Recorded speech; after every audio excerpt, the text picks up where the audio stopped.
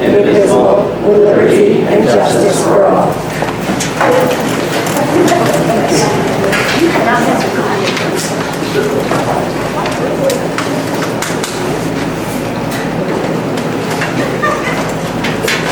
Okay, the first thing on our agenda.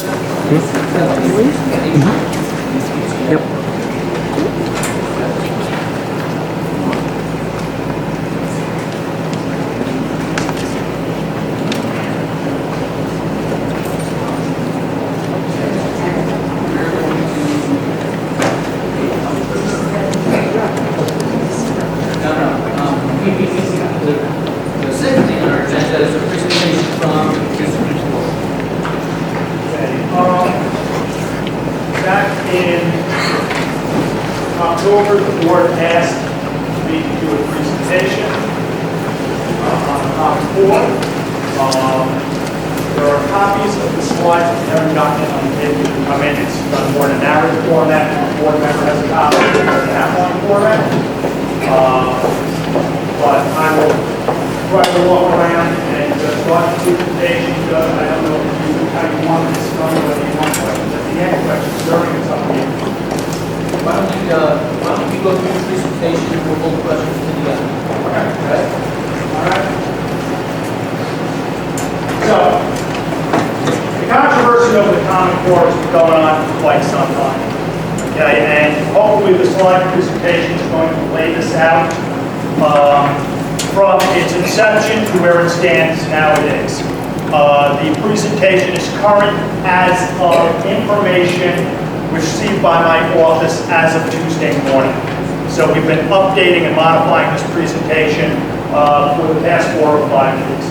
There are various sources quoted in this presentation. The presentation quotes major journals, the New York Times, the Washington Post, the New York State Department of Education.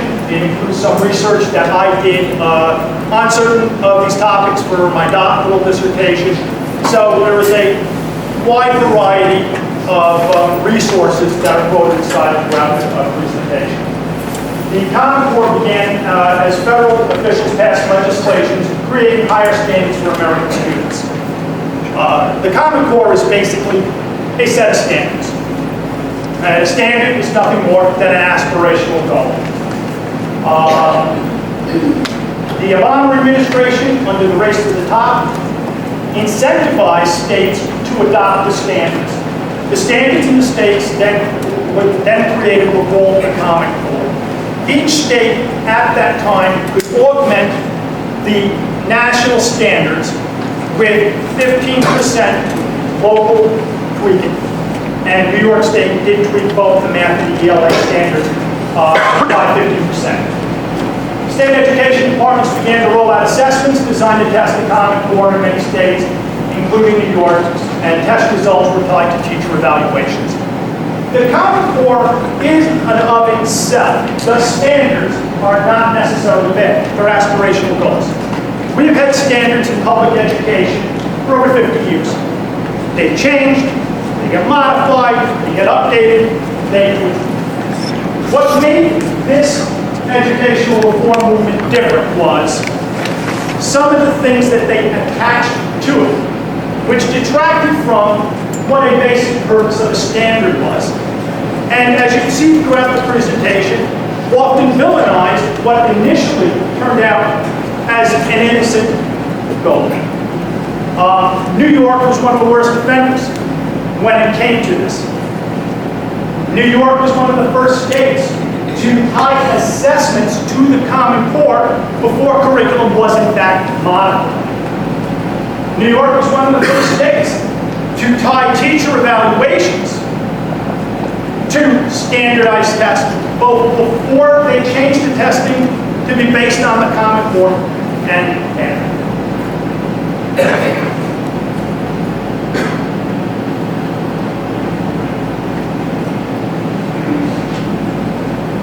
What are the standards, as I said before, pure and simple aspirational goals that were set in English language arts and mathematics.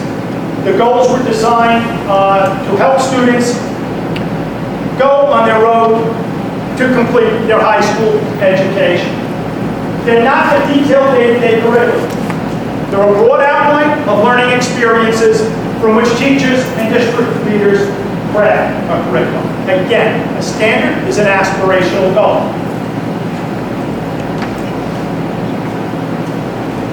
This is where things started to get more complicated. New York State, in particular the Department of Education,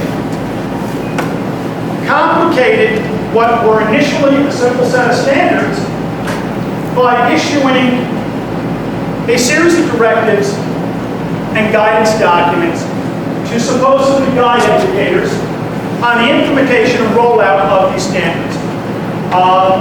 The English document is 66 pages long.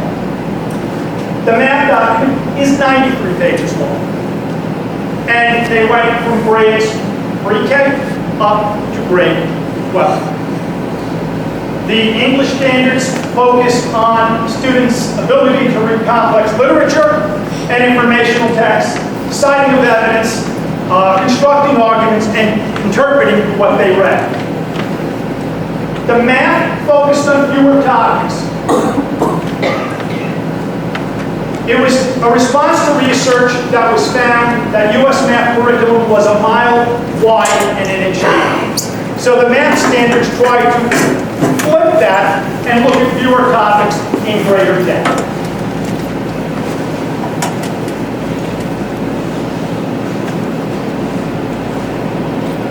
The governors and chief state school officers, commissioners of education, chief superintendents, each state has a different title for what their head education official is. Some states, that office is an elected office, which makes it purely political. In some states, it's an appointed office by the governor. In New York State, it's appointed by the Board of Regents. But the standards were developed at a 2009 summit in Chicago, and it was a group of governors, and this started with the work of the National Council of Governors in the early 90s, and the Chief State School Officers Association. They formed working groups that included college professors, leaders of educational advocacy groups, and experts from testing companies. Under pressure from teachers union, they added some K-12 teachers. The writers shared drafts with state departments of ed, which reviewed them and provided feedback.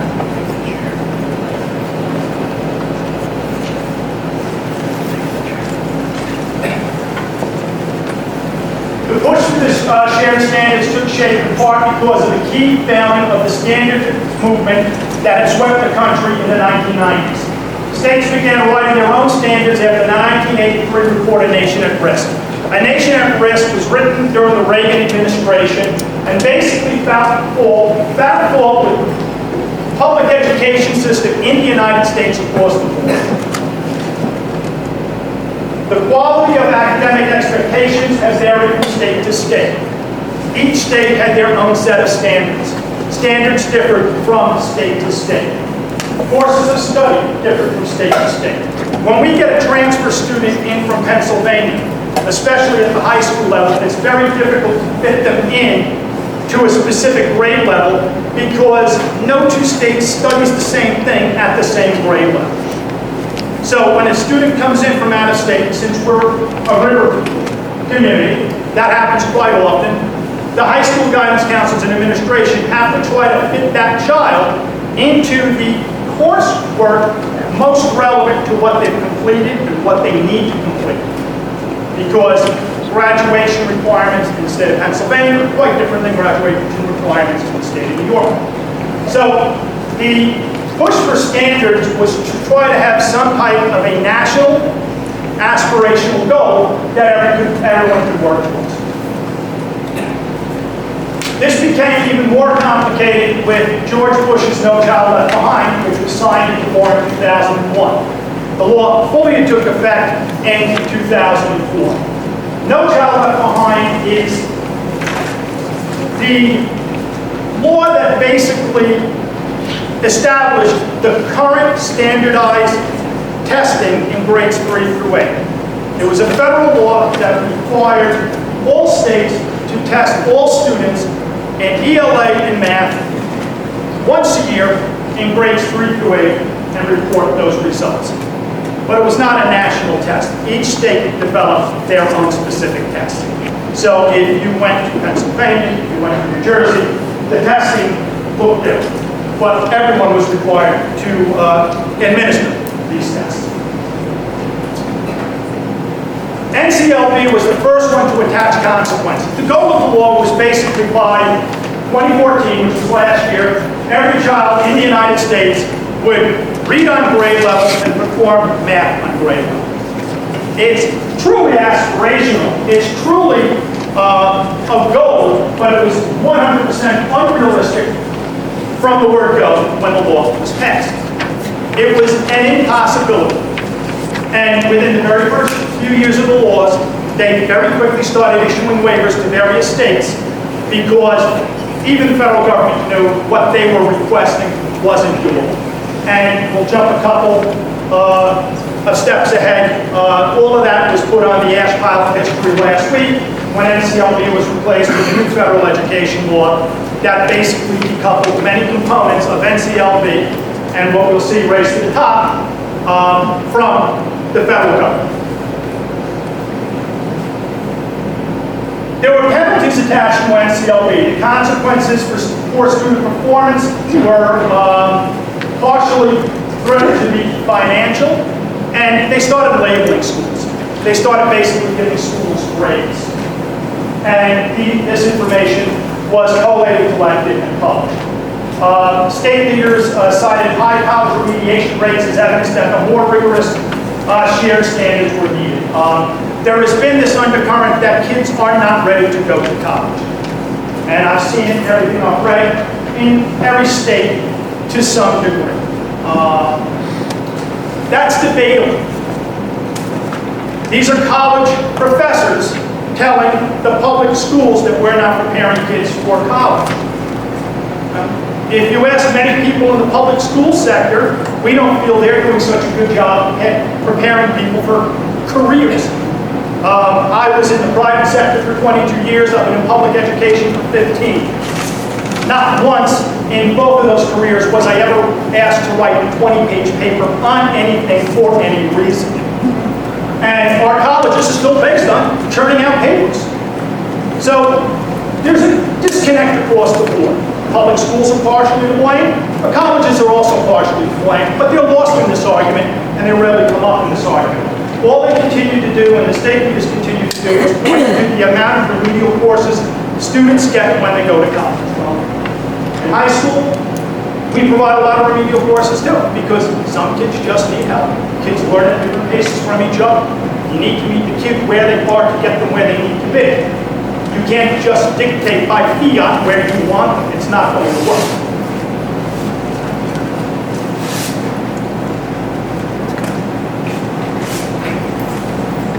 What caused the opposition to the Common Core? First and foremost, involvement in the federal government. Never before had the federal government been involved on such a scale in public education in the United States. Under the Obama administration, the U.S. Department of Education had the widest scope of authority that that department had ever had in its over 40-year history. You have to bear in mind that the U.S. Department of Education was first formed out of several other agencies back during the Carter administration. It did not always exist. It used to be part of the, Department of Health, Education, and Welfare during most of the 60s and 70s. But Carter and then Reagan pulled out an educational component from other state agencies and created another federal bureaucracy. And until the Obama administration, they were more of a guidance and more guidance. They distributed federal money, they did research studies, they suggested, they provided information. It's only under the Obama administration that they became involved in the carrot and stick approach through Race to the Top to basically browbeat schools across the country to adopt what the department was proposing, and that was only part of it was the Common Core standards. Objections amounted to the amount of nonfiction readings, code readings, and complex texts. Conservatives felt the standards encroached on states' rights. Liberals were concerned that they were limiting the tailoring of instruction to students' and communities' needs by teachers. There were concerns across the board, on both sides of the political aisle, with the implementation of the Common Core. Obama's $4 billion Race to the Top initiative embraced college and career readiness. And I don't think anyone in the room denies children need to be ready for college and careers. I think the basic debate is at what point do you start getting them ready. None of us have ever questioned a child needs to be ready for college and careers. But when a child gets into high school, sometimes they go into a career and tech program where they learn culinary, automotive, body, or heavy equipment operating. Sometimes they go off to a community college. Sometimes they go off to a four-year college. Sometimes they go right into the workforce, a family business or some other business that they're interested in. But the issue of getting kids ready and started in pre-K kind of moved to the top of arguments and concerns with the college.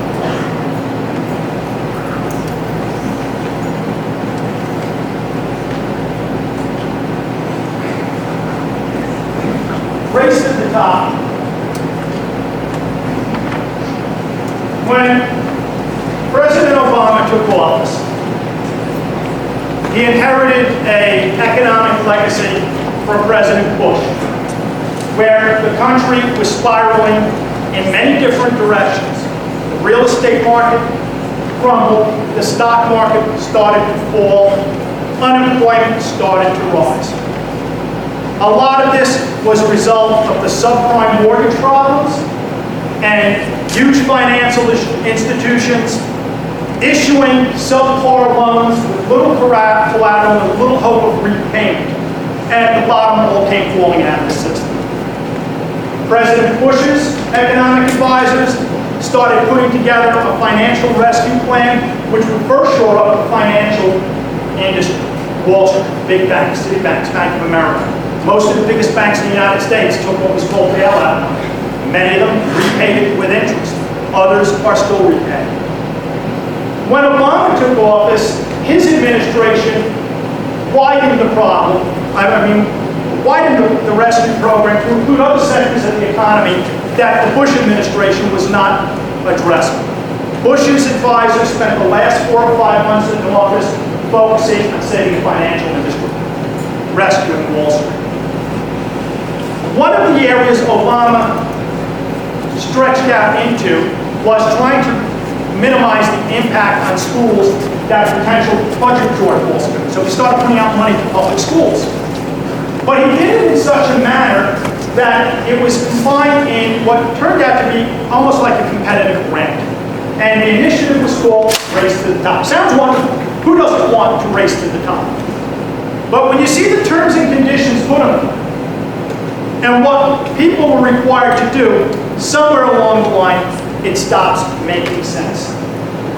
The Race to the Top called for designing and implementing rigorous standards and high-quality assessments. Sounds innocent. It called for attracting and keeping great teachers and leaders in America's classrooms. We all want the best teachers in our classrooms. It called for supporting data systems that inform decision and improve instruction. Our teachers have been using the data available to them to inform their daily instruction for over 20 years. Each system is a little different. Each system may be a little more sophisticated, but teachers have been using data-driven instruction for over 20 years in one way, shape, or form. If a teacher gave a test on a chapter in a science class, and yes, I just looked at you, Tom, and that's what jumped into my head, so I'm sorry. And Tom went home and graded the test, and the kids didn't do well. Tom knew he couldn't move on to the next unit. He needed to go back, figure out what they didn't get, and reteach some of those concepts before he went on. Our teachers have always used the data available to them to inform their instruction. Using innovation and effective approaches to turn around struggling schools. That was mostly designed towards our inner city schools, which always have a higher percentage of struggling and failing schools. But again, at face value, it sounds innocent enough. There's a socioeconomic component that schools can't address. We can't fix the economy. We can't create that many jobs. We have to deal and meet our kids where they are, rich, poor. Wherever they're coming from, we have to meet those kids. We don't get to pick and choose. We have to take all comers. You know, like the statue in the harbor down in New York City. We take everyone. And that's what public education is all about. And struggling schools struggle because kids struggle. And kids struggle because they're hungry, because they're poor, because they don't get it and they need help. There's a myriad of reasons why children struggle. Homeless. If Aileen Gunther, our assemblywoman, joined us this evening, so she's going to whisper in my ear. But nobody questions that we need to do something about struggling schools and turning around schools. Demonstrating and sustaining educational reform. And if you read what's in the White House press release from 2009, it sounds great the way they word it. By promoting collaborations between business leaders, educators, and other stakeholders to raise student achievement and close achievement gaps. Well, it sounded great in print, but it wasn't done. The stakeholders they chose were selected stakeholders. And you will see that becomes a problem as it evolves into New York's rollout of the Common Core.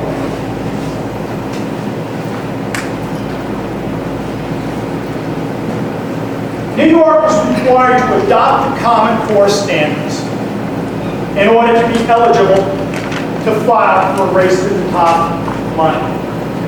New York failed on their first effort. Their application was denied. So they quickly went back and changed their application to correct their deficiencies, hoping to be more successful the second time around. So they adopted the Common Core standards, and they did their 15% tweak in the ELA in May. They had to align high school graduation requirements with college and career success. They had to, redesign the New York State assessment program and align it with the Common Core standards. The key thing here is there was no specific timeline attached to that particular requirement. It didn't say you needed to do it in year one. It didn't say you needed to do it in year two. It just said you needed to do it. To promote virtual learning, launch a virtual high school. New York is one of the only major states in this country that doesn't have a virtual high school program. There are no alternatives for those kids that don't fit in anywhere else. Pennsylvania and Florida are so far advanced with their virtual high schools. New York, for a myriad of reasons, has never even started to tackle it.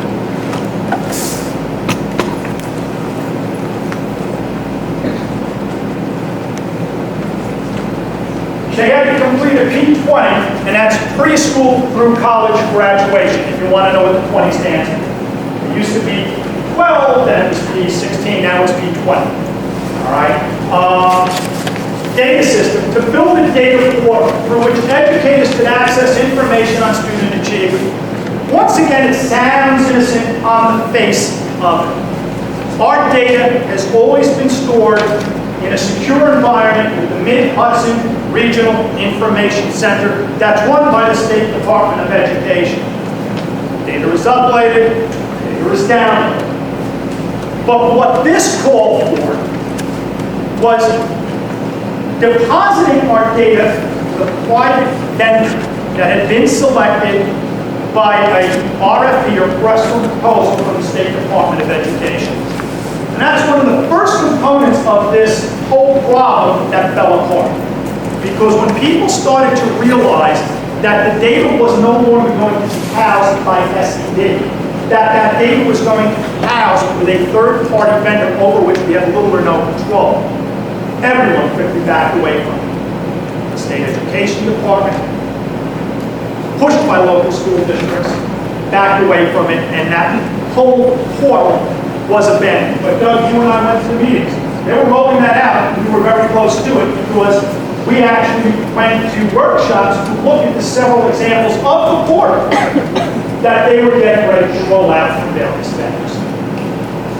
They needed to redesign teacher and school leader preparation programs through clinically rich instruction, performance-based assessments, and alternative pathways. Again, at face value, who doesn't want the best qualified teacher? But what New York State did started to drive people away from pursuing teaching as a profession. It's easier to become a CPA than it is to become a teacher with the amount of tests and requirements they need to go through. To the point that the new exams that have been put in place for teachers, they have alternative pathways because the number of students failing those tests is so high. And the kicker is, it's the colleges who are responsible to prepare those students to pass those exams. To implement a comprehensive teacher and principal evaluation system, it was codified in state law. It was supposed to use multiple measures of effectiveness. It was required to include student achievement measures, which would comprise 40% of teacher and principal evaluations and ratings. I'm going to talk a lot more about that after. And to identify the state's lowest performing schools, focus resource where they were needed, and provide the greatest benefit.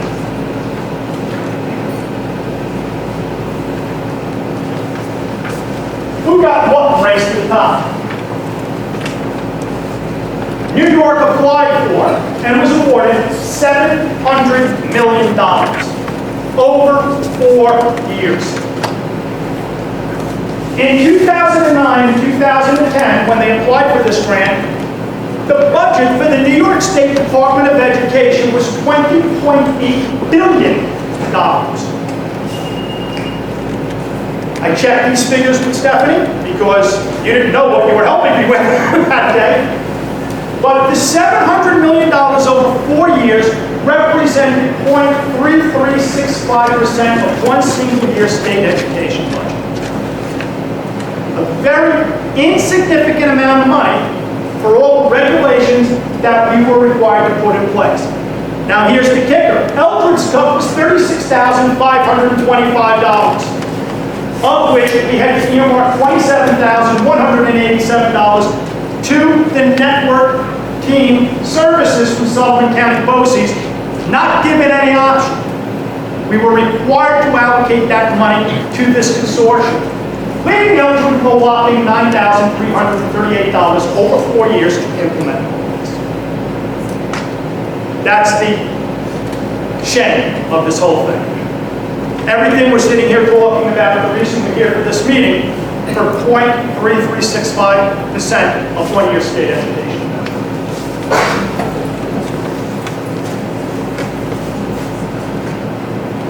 Issues with race to the top.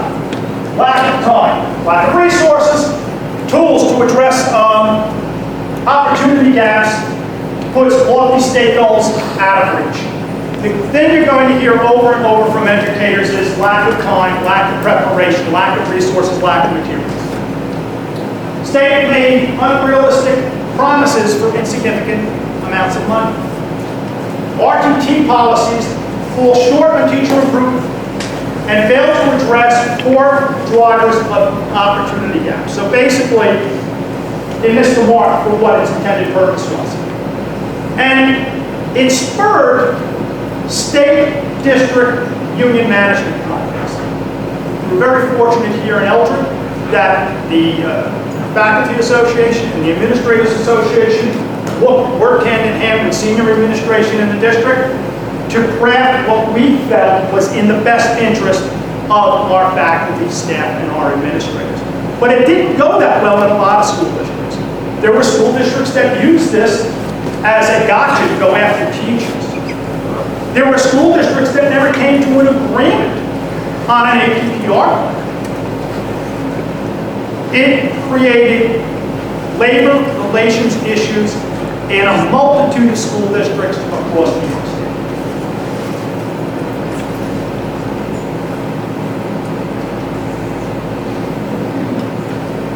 So the curriculum. facet of this is how we're going to go about doing it. If you accept that the Common Core standards are aspirational goals, and you take them and you set them aside over here, and you just leave it there, it's not bad. But what wound up happening was the way it happened. Common Core was attached to every single negative aspect of the race to the top. So any good the standards had in them inherently was undone by the packaging. And I know that sounds silly, but that's exactly what happened. Because of the packaging. So New York used a group of Regents Fellows. Regents Fellows are individuals that, this is from my understanding, are not on the state payroll, are funded through various grants from various entities, including the Gates Foundation, and they work with the Department of Education on certain projects. Our Commissioner of Education at the time, Dr. King, who had just been newly appointed and succeeded David Steiner, and my personal opinion, I'm going to share it. If you agree with it, you don't have to agree with it. Dr. King came predominantly from a charter school environment. Dr. King knew little or nothing about public schools. Not to mention that his children went to charter school, which to me was a big no-no. And they continued to go to charter schools and private schools while he was the Commissioner of Education. Don't forget Bill Gates. He supports charter schools. He is aligned with big corporations who also get plenty of money by investing in charter schools. So that's where all this came from. It's all about corporations. It's about making money and taking over public education that has been so important for so many years. It's absolutely a disgrace. What they did was, this group of Regents Fellows, most of which who had absolutely zero teaching experience, many who have never had a teaching license, we're now working with Dr. King to guide us through this race to the top quagmire. And quicksand just started getting deeper and deeper. One of the first things they did, which was an admirable attempt, and if they had done it right, it could have been something wonderful. But because they chose to do it in a particular closed manner, they didn't reach out to the various constituencies. They didn't have teachers and administrators involved in the process. It started to derail what they did. They worked on a curriculum that was tied to the Common Core, and it was called Engage New York. And it was supposed to be all open source, which is wonderful because school districts only have a limited amount of money to spend. And when an administrator hears open source, that's code for free on the computer. We like to hear that, okay?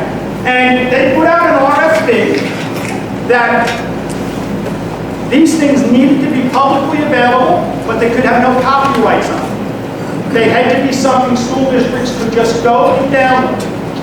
And some companies bought into it, some didn't. But they started working on curricular modules in ELA and math, P through 12. Primary focus on grades 1 through 8, because the high school modules in math had just been coming out over the last year. And ELA, Carol, I saw you here, that's just relatively new, right? The modules in ELA in 9th and 10th grade? Absolutely. At face value, it sounds great. They're going to develop a public open source curriculum that school districts can download and use.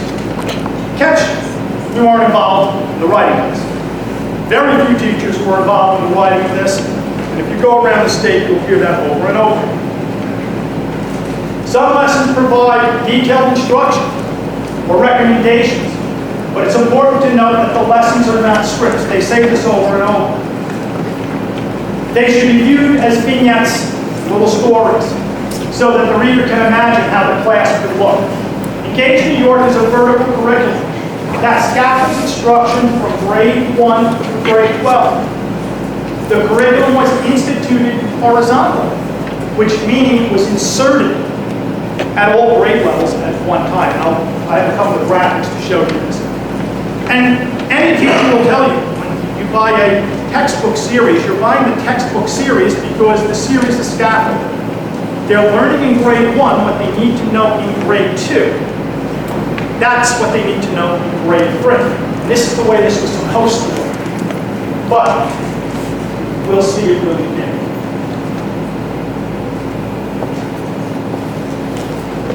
The RTT money was used statewide for training on the implementation of the Common Core standards and the Engaging New York curriculum module.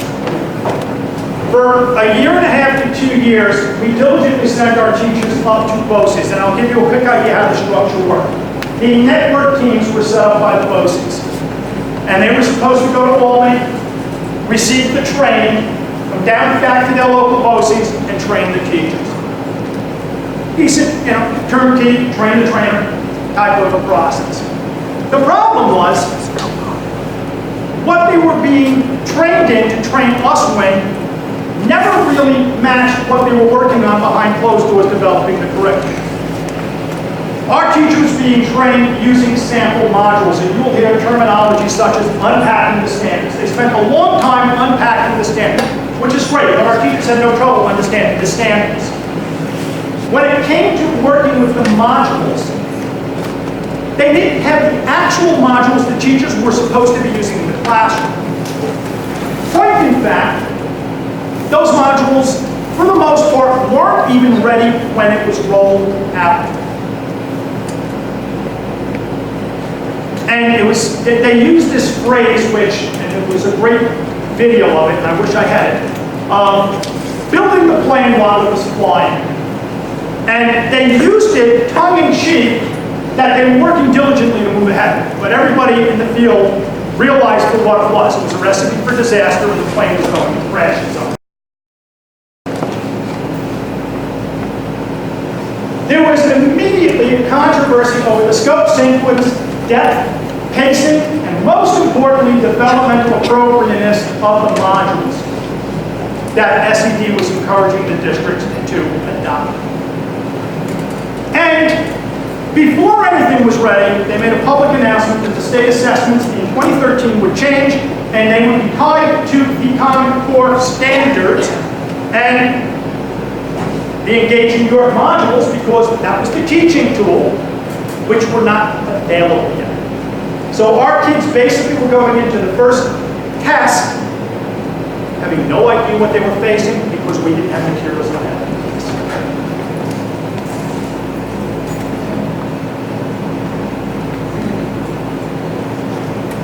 This is a graphic of what vertical integration is supposed to look like. Pre-K, building on K, building on one building on K. It's supposed to be hierarchical, it's supposed to be logical. So by the time somebody gets in to Ann's 6th grade class, she should have a fair level of confidence that if she's doing multiplication of 3-digit numbers, her students have been exposed to the precursors to that in grades 3 through 5 at some point. All makes sense, right? That's what the modules were supposed to be. One was supposed to be built on the other. Now, mind you, these were more in depth, required greater levels of critical thinking skills. The math was completely different. It was more, I'm going to use the word visual because students were expected to show different methodologies of how they went about solving a problem. Is that a fair assessment of what I'm saying? Okay? So it was very, very different. If you look at this, this poses a problem because if my math is right, 3K, 1, 2, 3, 4, 5, 6, 7, 8, 9, 10, 11, 12. It would have taken 14 years to roll this out in the proper manner. Because the way to do this correctly is you start at the lowest grade and you gradually go forward, which means you have a 2-tier system. You've got to be doing 2 different things. But if you want something to be successful, that's the way it's supposed to be done. That's what logic is. This is what they did. They basically took the whole thing and shoved it in. So if you had a kid as a 5th grade teacher, you are using materials that were predicated on things the child was never, ever, ever exposed to. And that was okay as far as SED was concerned, and SED is the state education department. But they left us very little wiggle room because they said the state assessments are tied to this. So it's a catch-22. But they took a very good idea, and this is what they did, Rich. The proper implementation should have been done over 14 years, and if they had approached it this way, we may be having very different conversations right now. But that's not what they chose to do. And as Dr. King said over and over, and Aileen, you can support me on this, we gotta do this, we gotta do this fast.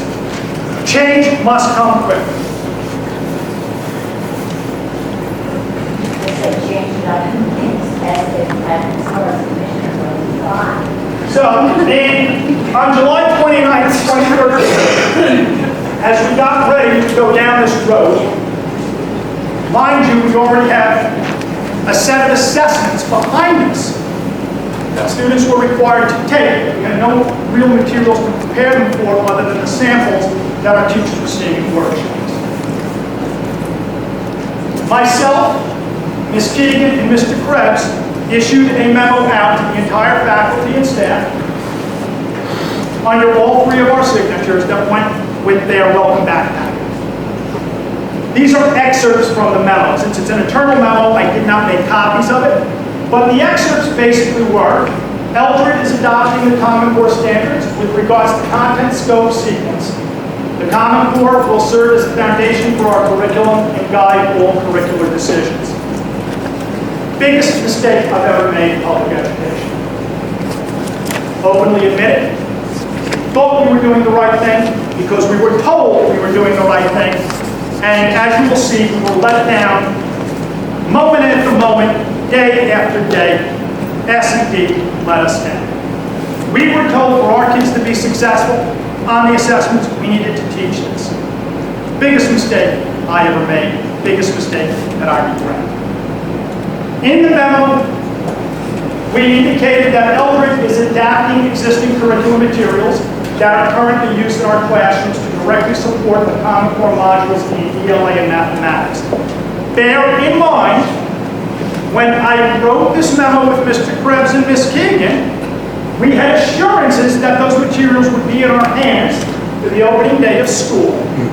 We had ordered them, we had filled out the requests, we had done purchase orders, we'd done everything we needed to do. Opening day of school, we had very little to do. Resources are all to be adapted by the teacher's discretion, so long as they are graded appropriately. And most importantly, our biggest asset, you, our teachers. Because they were the ones that would have to do the yeoman's work with this mess that we were provided by SED.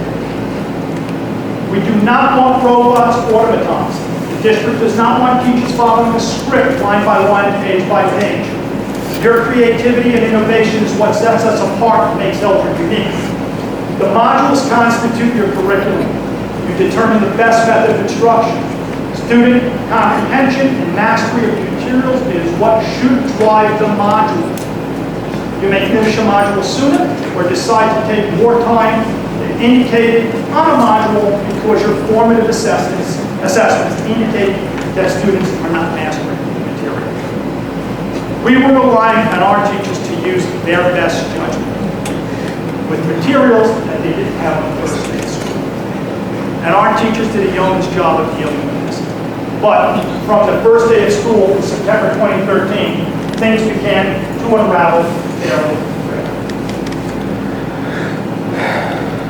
This is a brief overview of what each subject area went through as a result of the Race to the Top. I asked all of our curriculum coordinators, which are teachers, to put together their thoughts, and I took their thoughts and compiled them with 2 slides as to where we were, where we are, and where we're going. So, in ELA grades 1 through 12, in 2010 and 2013, District sends teachers to training and FOSS to unpack the standards and learn about the modules. In 2013-2014, administration makes the addition to adopt the modules in grades 1 through 8. Modules were not available for grades 9 through 12. There were immediate concerns. I will tell you one thing about our faculty and staff. They're not a quiet group of people. Okay? And that's giggle is coming from one of our retirees. They've never been a quiet group of people. They make their voice known, quietly, loudly, but they make their voices known. Among the concerns and backlash from our teachers were scope, sequence, pacing, developmental appropriateness, especially at the younger grades. Kids being required to do things that they were not developmentally able to, and on top of it, kids being required to do things with materials that it was supposed they had learned in previous grades. So you had a compounding aspect of that as well. There was no guided reading in the ELA materials, little writing, grammar, and first and foremost, they were the farthest thing from user-friendly you could possibly imagine. One of our 6th grade teachers told me that by this point they had already read half a book. Using the module, they were only on page 5 because the module had been going over every single sentence. It very quickly became apparent this material was written by people that had never worked. Teachers were tasked in grades 1 through 8 to make recommendations concerning the use of the modules and alternative curriculum.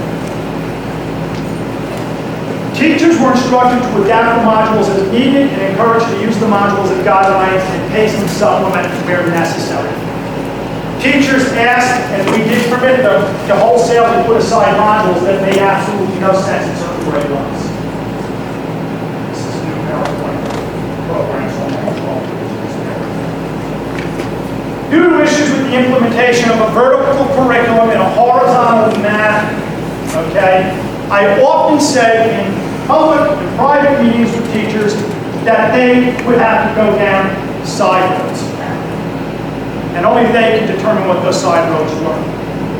The Engage New York curriculum was designed for a superhighway going in one direction at a fixed rate of speed. It made no provisions to make kids where they were. It made no provision for special needs students. And this was a glaring problem with what we were working with. And the analogy we're using to the teacher is if you needed to get off the highway, you go down the side road and drive around for a while. And by drive around, we meant you need to sit down and you needed to teach base concepts to your students because you can get back up on that highway. That was okay, and they were the only ones who could make that decision. And the primary reason for that was because of the way this was integrated by the state. After a 6-month process, the teachers at the elementary school recommended abandoning the modules in grades 1 through 5. And they recommended adopting the Journeys Literature Series.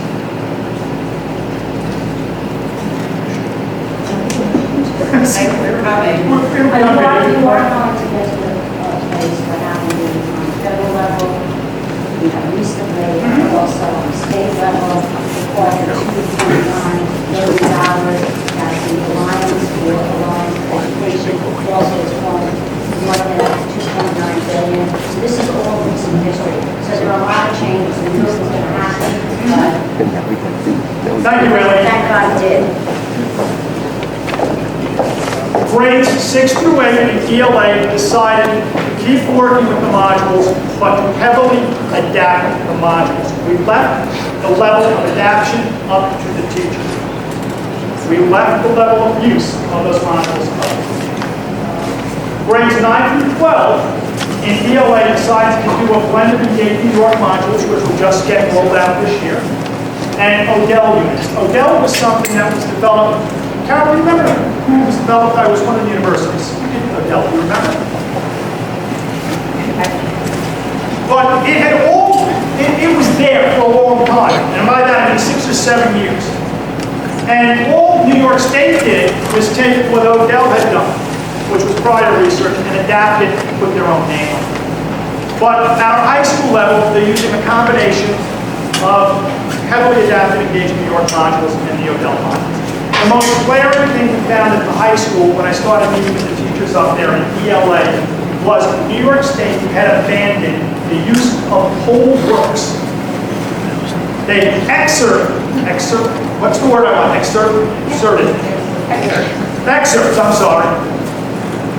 They wouldn't read all of Romeo and Juliet. They read an excerpt of it. They wouldn't read all of a specific book. So that was one of the first things that we worked with the English teachers and left up to them. A very successful unit that we had in our high school English program was on Greek mythology, and our teachers did a wonderful job with it. There was absolutely no improvement in this. So we left it to the teachers to figure out how to work those things into their curriculum, because I can't see students graduating from high school without reading several key pieces of literature. It makes absolutely no sense.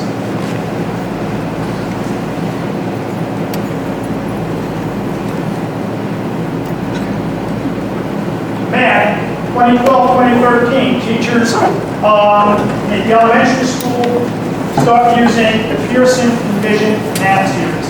Please, take the word Pearson and put it aside. It's actually a decent math series and the teachers like it. Okay, I don't care if it was developed by Pearson or not, but the series was a good math series. In 2013, 2014, in grades K through 8, the teachers start to use the Engaged New York modules. Teachers express concerns over the developmental appropriateness of the modules, especially in our primary grades. We have kids going home crying. We have teachers who send homework sheets home that the parents can't use because they're too complicated, and are pulling pages out of old Pearson workbooks and sending them home because they're more user-friendly. The Math Task Force recommends going back to the Pearson Envisions in grades K through 3 because it's more developmentally programmed. They also recommend that the teachers continue using the modules in grades 4 through 6, and they're also definitely using it in 7 and 8 as well, correct? But it's the teachers who must heavily adapt the modules and determine the appropriateness and the methodology for teaching what they're using. By this point, the modules are becoming more guides than anything else. Grades 7 through 12, they start rolling out the algebra standards and the geometry standards. And the part that's lost in this whole discussion is we keep talking about the 3 through 8 assessments, the 3 through 8 assessments, the 3 through 8 assessments. The gorilla in the room that nobody's really aware of until their child gets into high school is we are halfway through every major exam being tied to the Common Core. And these are the exams students must pass to graduate from high school. Algebra is tied to the Common Core, English is tied to the Common Core, and geometry is tied to the Common Core. That's 3 out of the 5 exams that they must pass to graduate from high school. And that's not really discussed all that much. But all of those tests, and we've had Regents exams for 40 or 50 years. Many of us took those exams when we went to high school. But those have been aligned to the Common Core. But they're lost in the discussion because most of the focus on this is on the primary grades and the intermediate grades. Okay? So that's the picture of math in grades 1 through 12.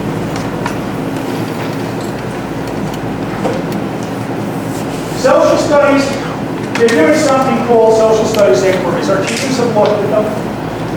They're not crazy about them. They're working. They use what they see fit. Keep nodding, and I'm wrong, right? They use what they see fit.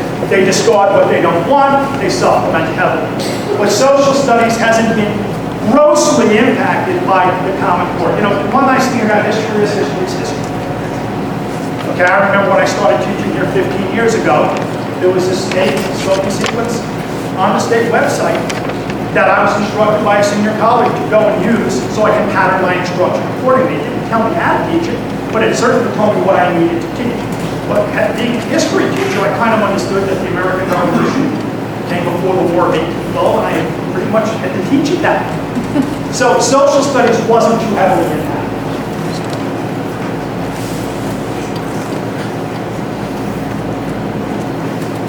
And finally, science, you'll see green dates towards the bottom up here. Science right now is in the midst of looking at it. They were originally looking at the next generation science standards, the NGSS. They realized the NGSS was very similar to the existing New York State science standards. It was just packaged differently. So they decided they weren't going down that road. They started sending memos out to the field to start looking at the redraft of the science standards. It seems if you read some of the information provided by the curriculum coordinator, finally somebody in Albany was listening and started to get this right, because they were including the teachers more and more in the discussions on what needed to be taught. And you will see implementation dates down to 2019 and 2020. So when people were starting to say too much too soon, somebody started listening.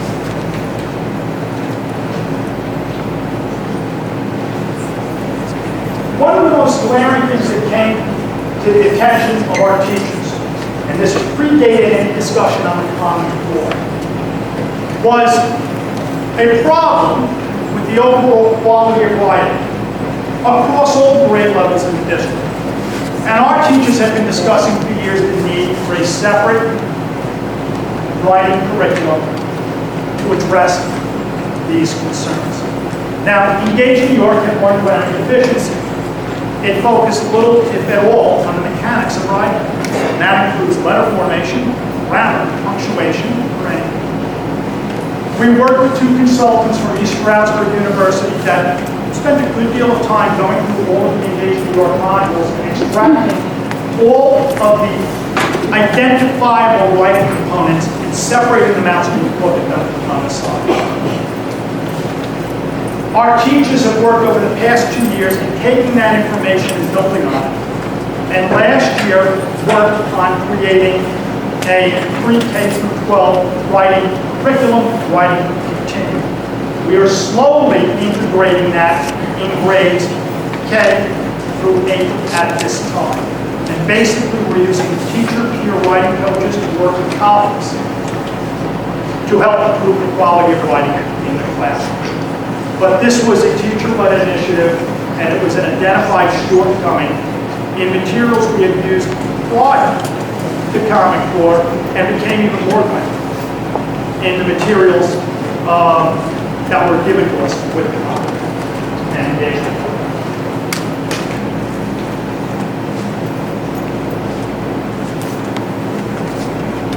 Fortunately, because if you notice, we were given $9,000 to do everything I've been talking about for the past hour.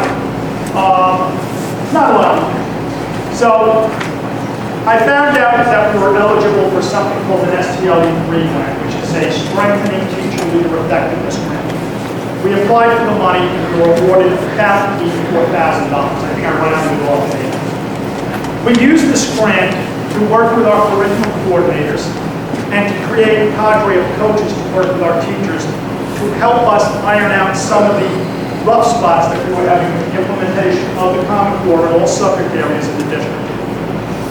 That money allowed us to have several teachers work on looking at this writing component. Maria Neal, Sheridan Counts, Mike Hoover, who else am I missing? That was it. No, it wasn't Kelly, right? It was Sheridan.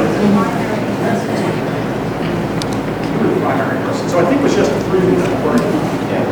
Okay, but we were able to give our teachers additional stipends for the extra work that they were going to be expected to do to help straighten out this mess we found ourselves in. And they've been working diligently over the past, I think it's almost 2 years now, because this was a grant that was a 15-month grant. The money ran out in June of last year. What I did was earmark some of our Title II-A money to continue much of that work into this school.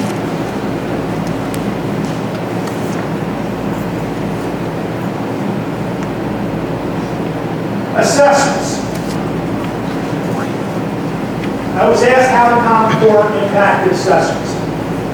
I have 2 slides here. They're from SED, but basically the purpose of these slides is just to point out there's always been assessments of some type, some variety, in New York State we've always had some type of assessment. Going back to 1865 with the administration of the first region exams. But the second slide is where it starts to get a little more complicated. The bold print items are my bold print. So I did a little editing here, but these were the things that were most important. In 2002, landmark legislation, No Child Left Behind, takes effect. In 2006, the first mandated testing in 3 through 8 in ELA and math under No Child Left Behind starts. Prior to that, we had testing in 4th grade for science, we had testing in 8th grade in social studies, but now we have organized testing in grades 3 through 8. Every year in ELA and math. And from 2006 to 2013, these assessments were diagnostic in nature. Child sat down, child took the test, they assigned a ranking to the school. Our Board of Education very wisely didn't pay too much attention to those rankings. They were more concerned with the individual child, but teachers could sit down and look at the test results and look to see what Mary had trouble with last year and use that information to inform their instruction. Kids weren't punished, wasn't attached to teachers.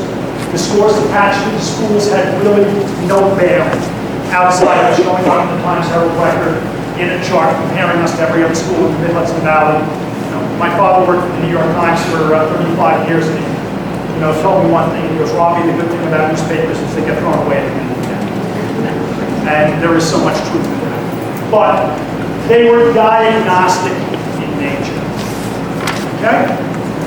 There's a big gap between 2006 and 2013.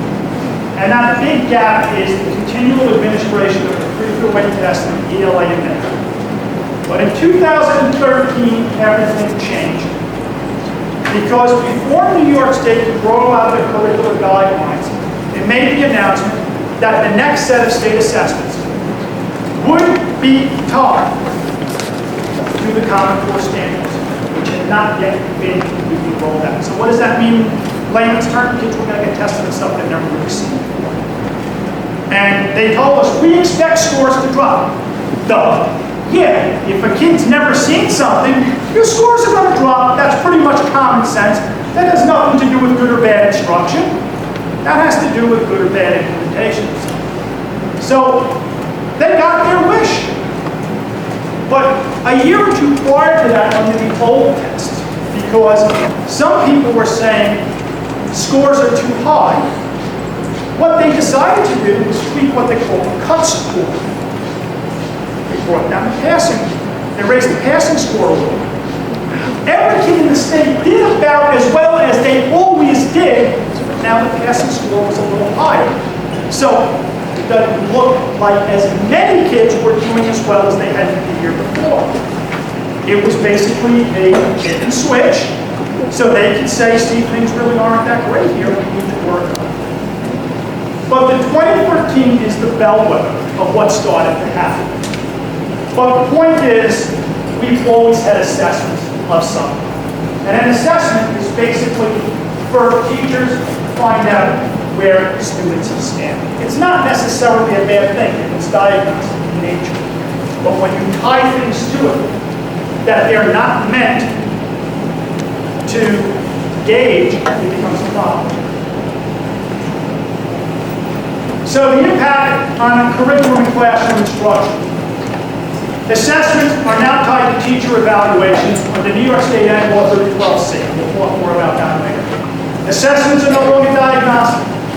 All of a sudden, they become these high-stakes instruments where it becomes, this counts, my job's on the line, measurements of success and failure.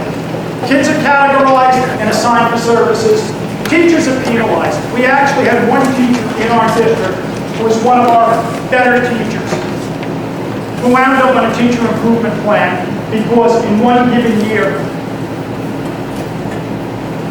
the mix of students that that teacher had, that she serviced every day for a year, and the alignment of the stars and the algorithms, and I'll talk about algorithms later, caused her not to get enough points. And it was one of the saddest things we had to do because we were required by law to put this plan in place. We didn't have a choice. We worked with the teacher. We worked as diligently as we could, but this was the ramifications that came of this.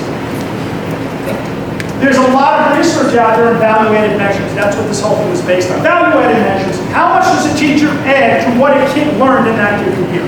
You have to remember these tests are one-shot deals. A child goes into a room over 3 days and sits for 90 minutes to 2 hours each of those days and tests.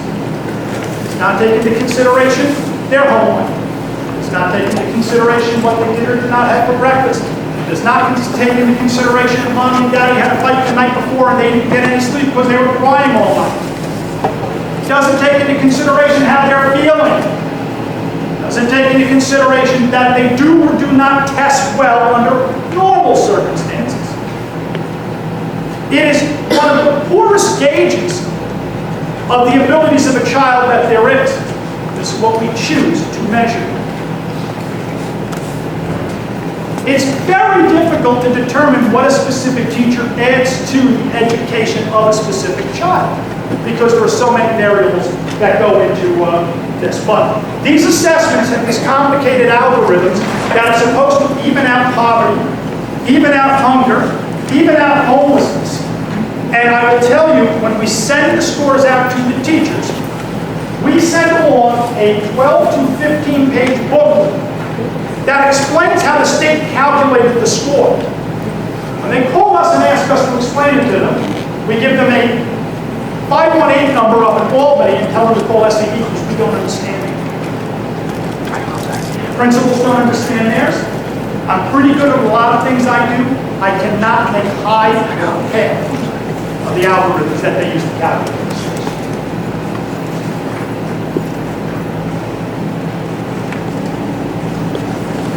Generally evaluated measures, using them as a way to measure teachers is highly unstable. Teacher ratings differ substantially from class to class, from year to year, as well as from one test to another. Evaluated ratings are affected by differences in students who were assigned to the teacher, by the models that are used and the variables that are incorporated into those models. They cannot disentangle the many influences of student progress, home life, in-school, out-of-school factors, etc. They are not really reliable measures of the student's success or failure.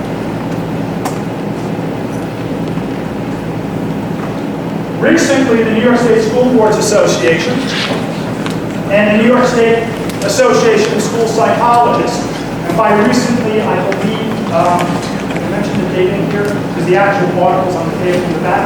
This study was conducted this fall. Okay, I'm sorry if I didn't put the date here. But basically, they were asked to look at test anxiety amongst kids. Something we really didn't talk a lot about 8 or 9 years ago.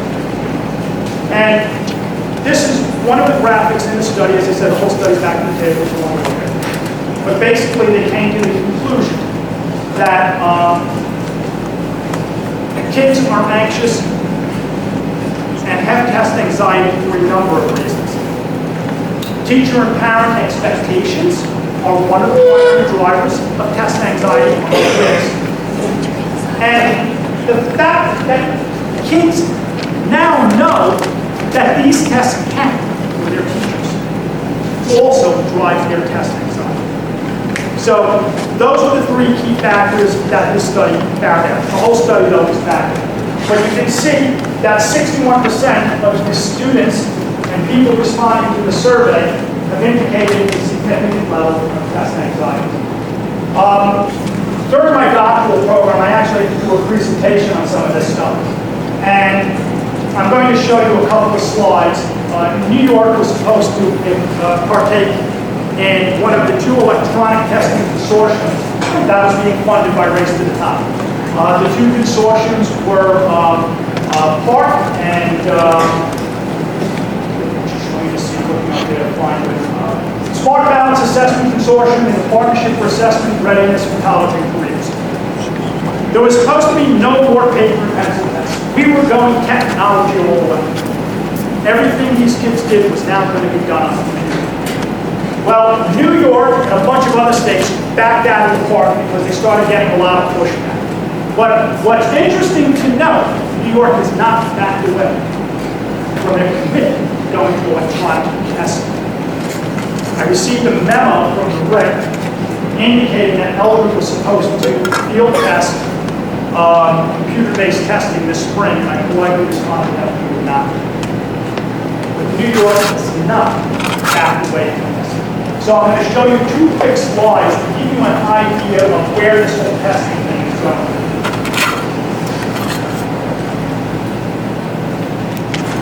This is a passage on an ELA exam. So it appears. If you look at the top, it says English language arts, literacy, and mathematics. This is actually a passage on a math test. Would think it was a passage on a reading test. And the question is, what does Naomi learn about Grandma Ruth? Use details from the text to support your answer. You're supposed to read this, and you're supposed to type in their responses. Now, I know many of our teachers have played with computer programs that analyze written text. To my knowledge, there is really no program out there at that time that does an adequate job of analyzing what an adult types into their computer. But this is the premise under which they're going. The next slide is even a little more fun. This is a 3rd grade math problem. And the question is, drag the words from the word box into the correct locations on the graphic to show the life cycle of a butterfly as described in how animals live. So they had to read a passage. And I'm sorry, it's not a math problem, it's science. But the kids had to take the word egg, adult, pupa, and larva and drag them over into the life cycle chart. A little too advanced for a 3rd grade kid really to be doing. They're just starting to learn that they need not be fretting over how to drag an icon over into a test. But this is the future of standardized testing, as we know. And this is where they're going. So opt-outs. I was asked to address opt-outs. The top paragraph is an excerpt from Commissioner's memo issued in January 2013. And basically it says parents have no right to opt their child out of state assessment. That's just an excerpt. I'm not going to get into detail. They indicate a penalty to schools. And that penalty is still on paper. It's never been instituted. But if you're opt-out, if you don't test 95% of your students, you can lose federal money. It's not done. SED now acknowledges that parents have the right to make educational determinations for their children. They still have not rescinded this memo. The memo is still in the books. It's still what superintendents are supposed to guide them. But they say parents can make educational decisions for their kids. Eldred stand on this. Eldred accommodates. Don't make much fanfare about it, but if a parent does not wish their child to take the ELA or the math test, all we ask is for a written communication or an email to that effect, and then we accommodate the child. Our opt-out rates last year were 14% ELA, 17% math, 15.5% overall. What we currently do is the kids that opt out are supervised in a location in the building. They work in schoolwork, they read, but they're not punished. If for some reason our opt-out rate goes in the opposite direction, where a larger majority of our students are opting out, then those kids take in custody and move to the other location. We're required to administer the policy. We accept requests from parents. You see one across my desk written on the back of an envelope 5 minutes before the test started. We accept it. We have no question. But we have to keep a record. We got to keep statistics. So we require it to be in writing in some form of writing.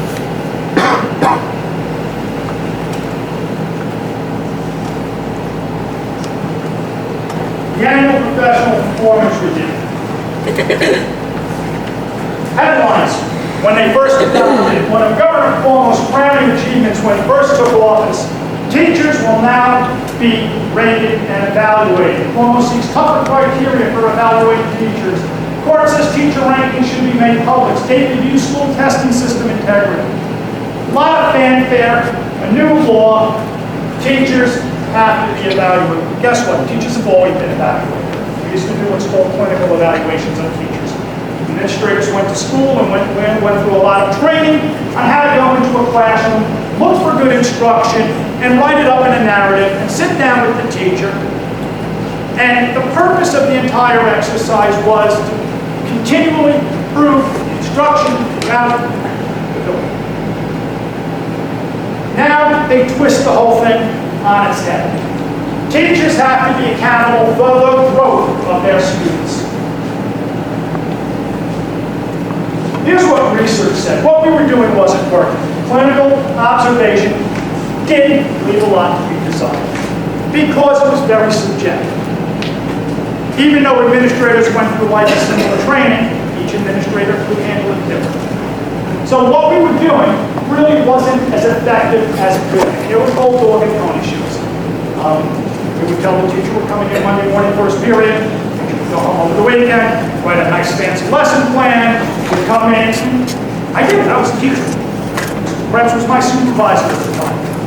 And I remember him asking me once, he goes, do you do this every day? I said, no, you're coming in to observe.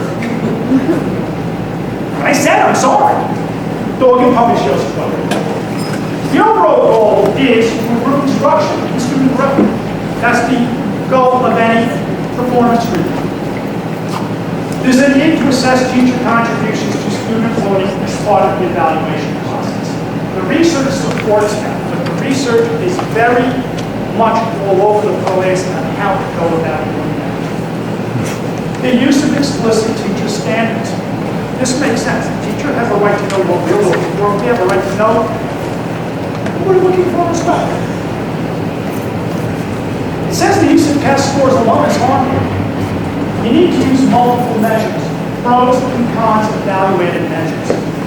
When we get into some of the laws that have been passed, New York preached multiple measures of teacher evaluation and very quickly narrowed that field to being 50% reliant on pure test scores of one type or another.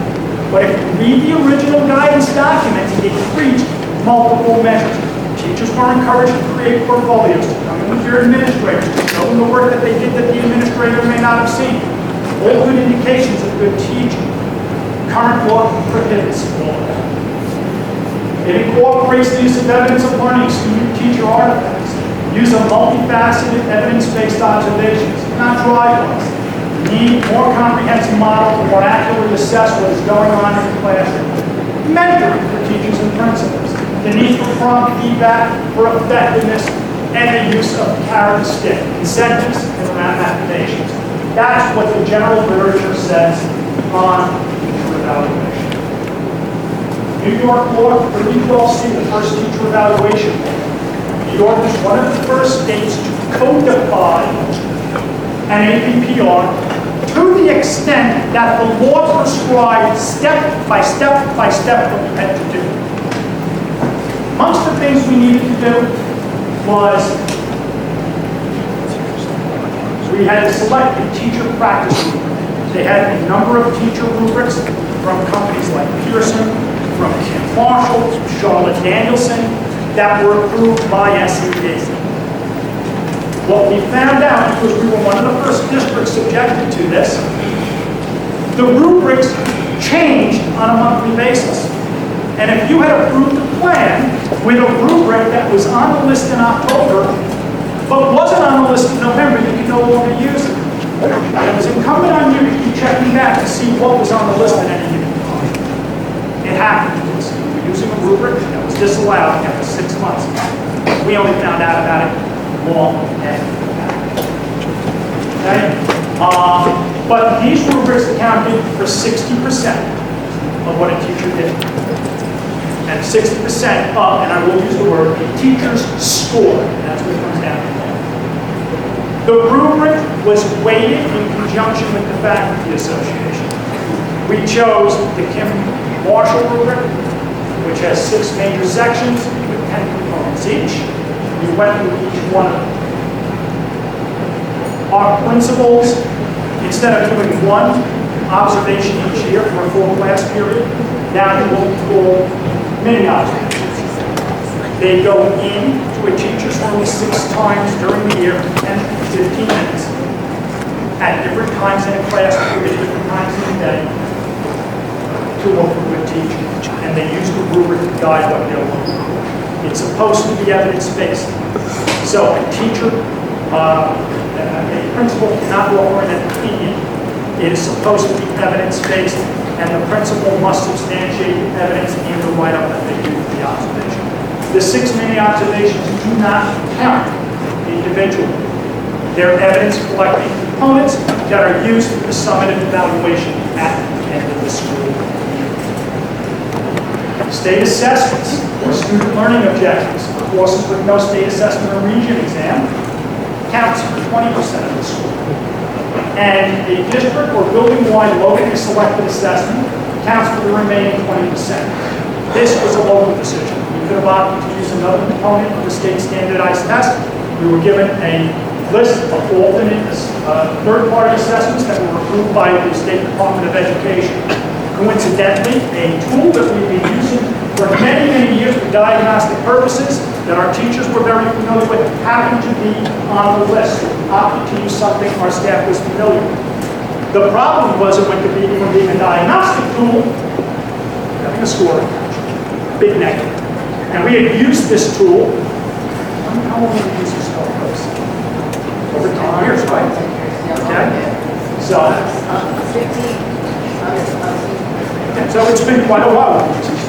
Okay. 3012C required an 80-page document to be drafted by the school district and submitted to the state of New York for approval.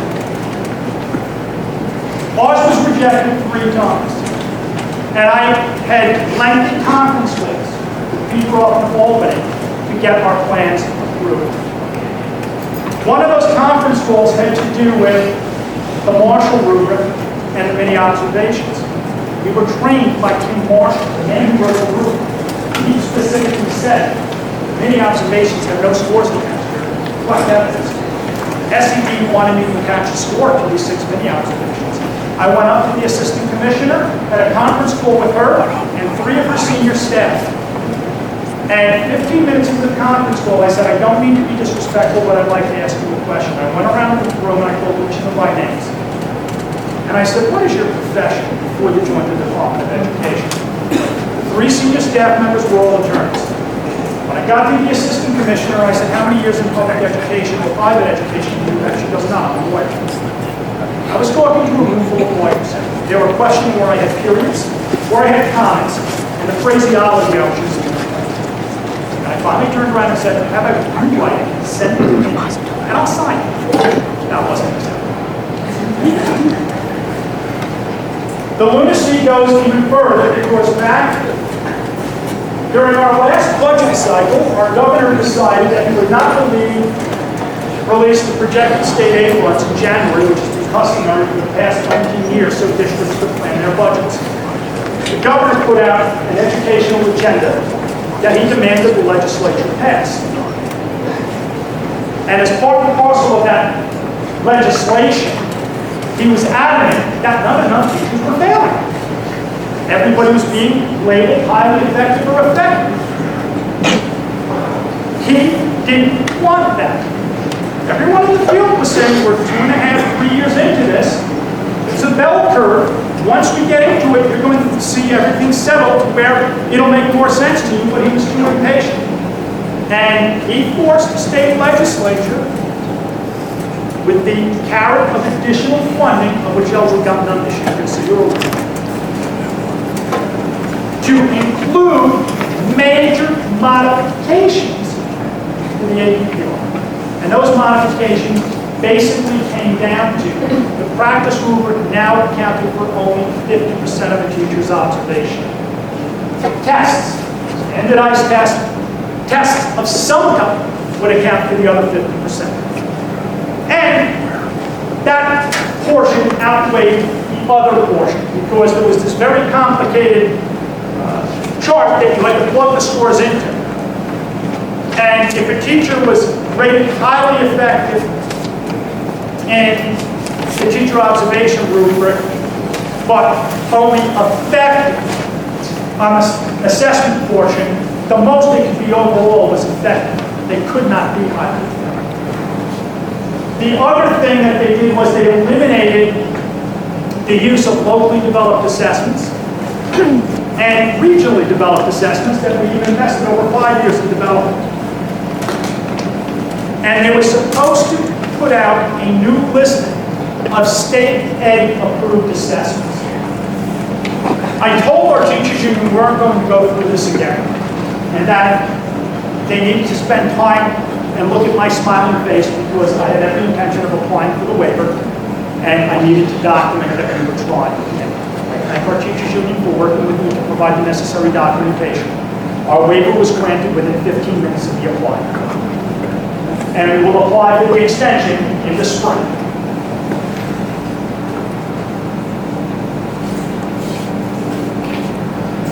Monday, common sense aimed at all of it. Not so much, but it looks like it. The Board of Regents is starting to assert their independence. They're appointed by the state legislature. They're answerable to no one. They have final say over education policy in the state of New York. The panel that the governor set up to look at the Common Core basically has no authority because the governor has no authority over education outside the funding aspect. Education is in the hand of the Board of Regents. So they can say yes or no at any time. But they've gone along with this whole charade for the past 5 years.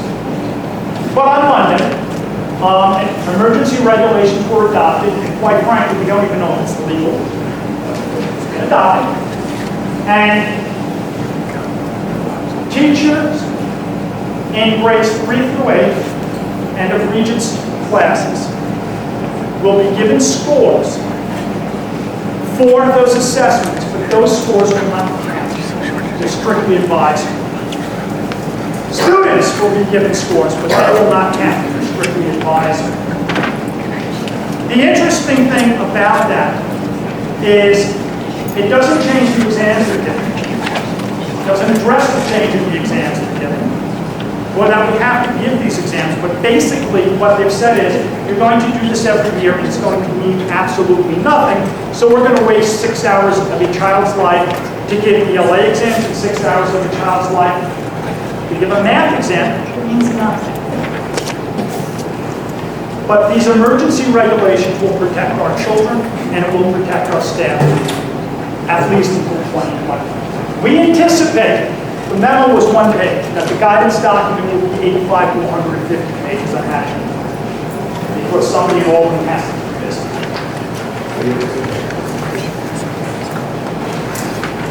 Finally, this is an old cartoon that I've had in a lot of my presentations. And this talks to public education in the United States. Hi, we're every social problem in America that you can name rolled into a herd of too many humans for one mere mortal to manage, let alone teach. Where do you want us to sit? Goes back to what I said. We're a public school. We take all part. We meet children where they are, or we strive to meet children where they are. We don't get to pick and choose. We don't get to put kids out of school. We have to take special needs, the rich, the poor, the hungry, the homeless, the ones from the good families, broken families. We are charged to deal with that on a daily basis, and I applaud our teachers and our support staff the effort that they do in educating our kids with all the ridiculousness. I applaud our teachers.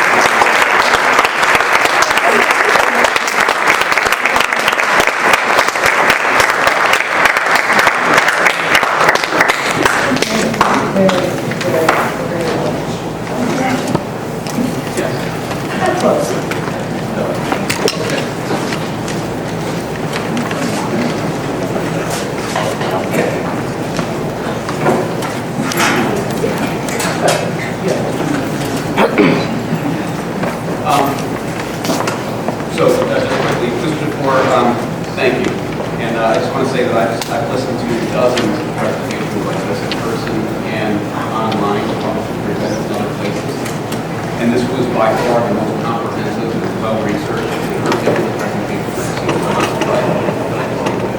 We're fortunate to have these mysterious shifts. I appreciate all the time you put in. So thank you. Just to comment on one of the things that you said before, I wrote it down, so I hope I got this right. You said that we thought we were doing the right thing because we were told we were doing the right thing. And there's nothing wrong with that because historically we've been able to kind of trust the judgment of the people that are in charge of our public education. But we have to stop trusting them because the same people that are going to fix this mess are the same people who created the mess. And a lot of them have this happen at all three levels of government, over the past year, the federal government going back one child left behind. The governor of Omaha now calling for a quote reboot for an educational policy in New York. And now the region's giving us a 4-year reprieve. But they may change their tune tomorrow. We may get another administration in Washington who opposes, his or her great idea for what we should be doing in our classroom. So we have to stop trusting them. So as I'm looking into where Common Core came from, the one thing that I just want to object to is the state-led initiative. It had to be led through the states. It had to be called Common Core State Standards because it would have been a violation of the 10th Amendment of the Constitution for the federal government to have done this. So they shrewdly got the Governors Association to kind of call this state standards, but it came from the feds. And anything that comes from Washington is generally not done in the best interest of people. It's usually motivated by some political motivation and usually money. In this particular instance, I heard Assemblywoman Gunther and yourself both refer to Bill Gates. Bill Gates is at the source of all of this. And he described early on in the development of Common Core, the implementation, an $800 billion education industry. It was untapped and had lots of opportunity for rich people to get even richer. But he suggested that the only way that you could sell curriculum and textbooks and modules and teacher training was if you standardized education across the country. It's the only way that a company can profitably sell into all 50 states. So there was money behind this from the very beginning. And that's why we can't trust these people. And by the way, it would be helpful if you implement standards that re-engineer the way you teach math and teach English, because if you teach math the way we used to, the way that we've been successful doing that, well then you use the same textbooks and the same modules and the same tests. If you re-engineer it, well, there's $800 billion that you can get from it. So if you follow the money, you realize where it comes from. The problem is that you describe Common Core as aspirational goals, and they should be, but if you tie all of this testing and all of this money that's available to these big corporations that pay for the president and the governor to make these decisions, it's going to always be more than an aspirational goal. An aspirational goal is what every teacher does. They all want to do their very best for kids, and they always have. We just have to keep the politicians out of it.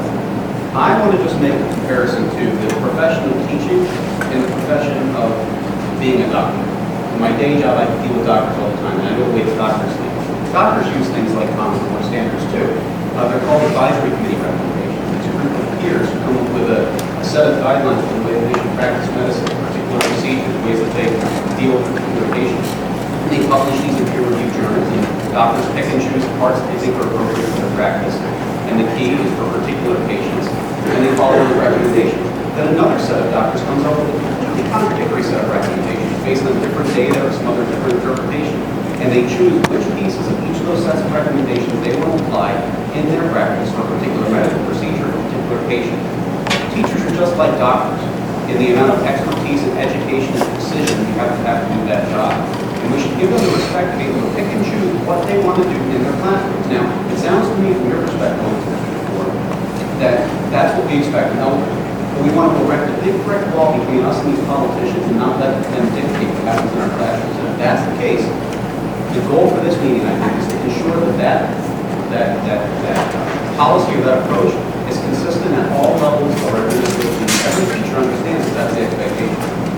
Because we're going to keep getting over and over and over again these mandates from politicians, much of which are unenforceable. The fact is we have to stop the politicians and get them out of our schools, kick them the hell out of Eldred, and make sure that, because they're motivated by money and power, make sure that these decisions are made by teachers and parents because they're motivated by love for children.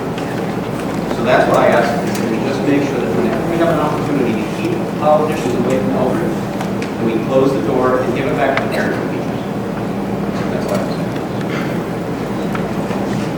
Can I just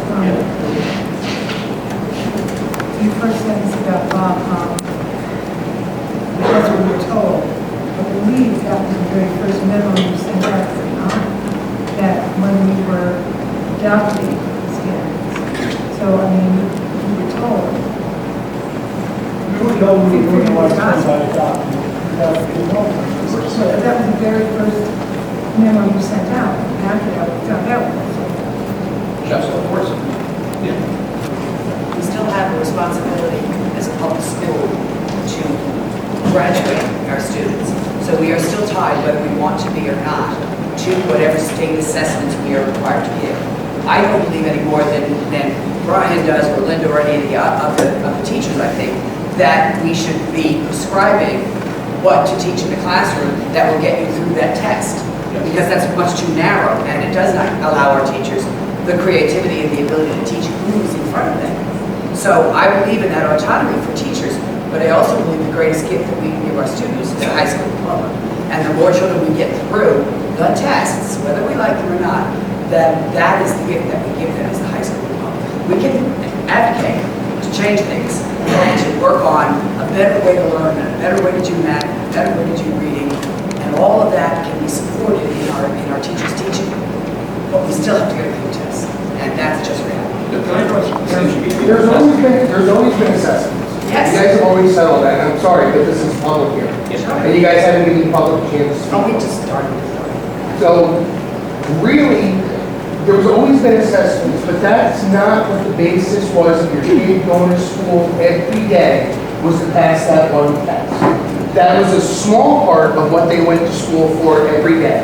And it seems that now that that's changed. And instead of coming to school learning the things that they're going to do to go on in life, they're learning to pass that test, which is going to benefit them how after school. The reason that this school still exists, when Sullivan West was put together, was because all the parents that lived here were okay with the small school district idea. If they had to spend more money, if they had a hard time making sports teams and all the other things that a lot of schools did, so that we had more control at the parental level of our kids' education and through the teachers. Not so that we can hear what Bill Gates or anybody else wants. I don't care what Bill Gates wants. He doesn't pay us for this. He's not in charge of my kids. Well, you can't opt your kid that. I do whatever I want for my kids. That's why I stay in a small town. Last I checked, I took care of it. You guys didn't. Bill Gates didn't. So where do we go from here? Where is this going from here? I understand everything that got us here, but where are we going from here? Can I just draw a distinction between the test that you're describing and the test that he's describing? I think he's the front, if I'm not wrong, you're talking about in elementary school, these tests aren't required to graduate. Right, well, that's what I'm saying, Yeah. because Bob said we've always had testing, and we did. We had regents when I went to school, all of us probably. But the difference was that wasn't the basis of our entire education. We didn't come in pre-K and start learning the things that we needed to pass the test. Our 9th, 10th, 11th grade year that we needed to graduate. We learned the fundamentals and the important things first. The problem is, Mr. Field, is that when you were in school, you were not required to take a Regents exam. You didn't have to get a diploma with that Regents exam. Today, the students in the front row there do. You could get a local diploma. That all ended with the No Child Left Behind Act. Those things were implemented, and now students have to pass those tests to graduate. So you can have a student in your class that maybe you're in a Regents class, but maybe it's not the best program for them, but they still have to pass that test. And there are a number of students that we have in our school right now that are taking tests 2, 3, 4 times to pass it because they have to. But when you were in school, because I had it as a student, you didn't have to take a Regents class. You could take a local biology or earth science class because I'm a science teacher. That has changed. So what Mrs. Leifenick and Mrs. Bowe said is true. I agree with your theories there, but we're tied to the state of New York. And so that's the big change. This whole Common Core thing, that's all like new in here, but they still have to pass these certain amount of regencies and they don't. And it's sad because we have great kids that have to pass these tests. But that's what they did when they gave us the No Child Left Behind Act, and New York State adopted that they had to pass these regencies. And that's the sad part of the equation, because we had students like yourself that didn't take certain Regents exams, took some, but not all of them, because you could get by with a local diploma. We do not offer that anymore. So But what about now that No Child Left Behind is being dismantled? They tie in the Common Core to the Regents. They're still required to do drug testing. That's the kicker. They changed it with the responsibility for education back to the state and local authorities, but they're still required 3-8 testing, ELA and math, and the state is to determine how that testing is done. Special ed, right? On the high school right now, New York State is eliminating any alternate options for special ed students. It's my way or the highway, and they all have to pass at least, they have to pass 5 regions, and I think they can get low pass on 3, but they got to pass 2 of the 6. I just, piggyback on what Mr. Borstead said, and then just to add something else, is with the Common Core, is that, actually before the Common Core, the local assessments were eliminated.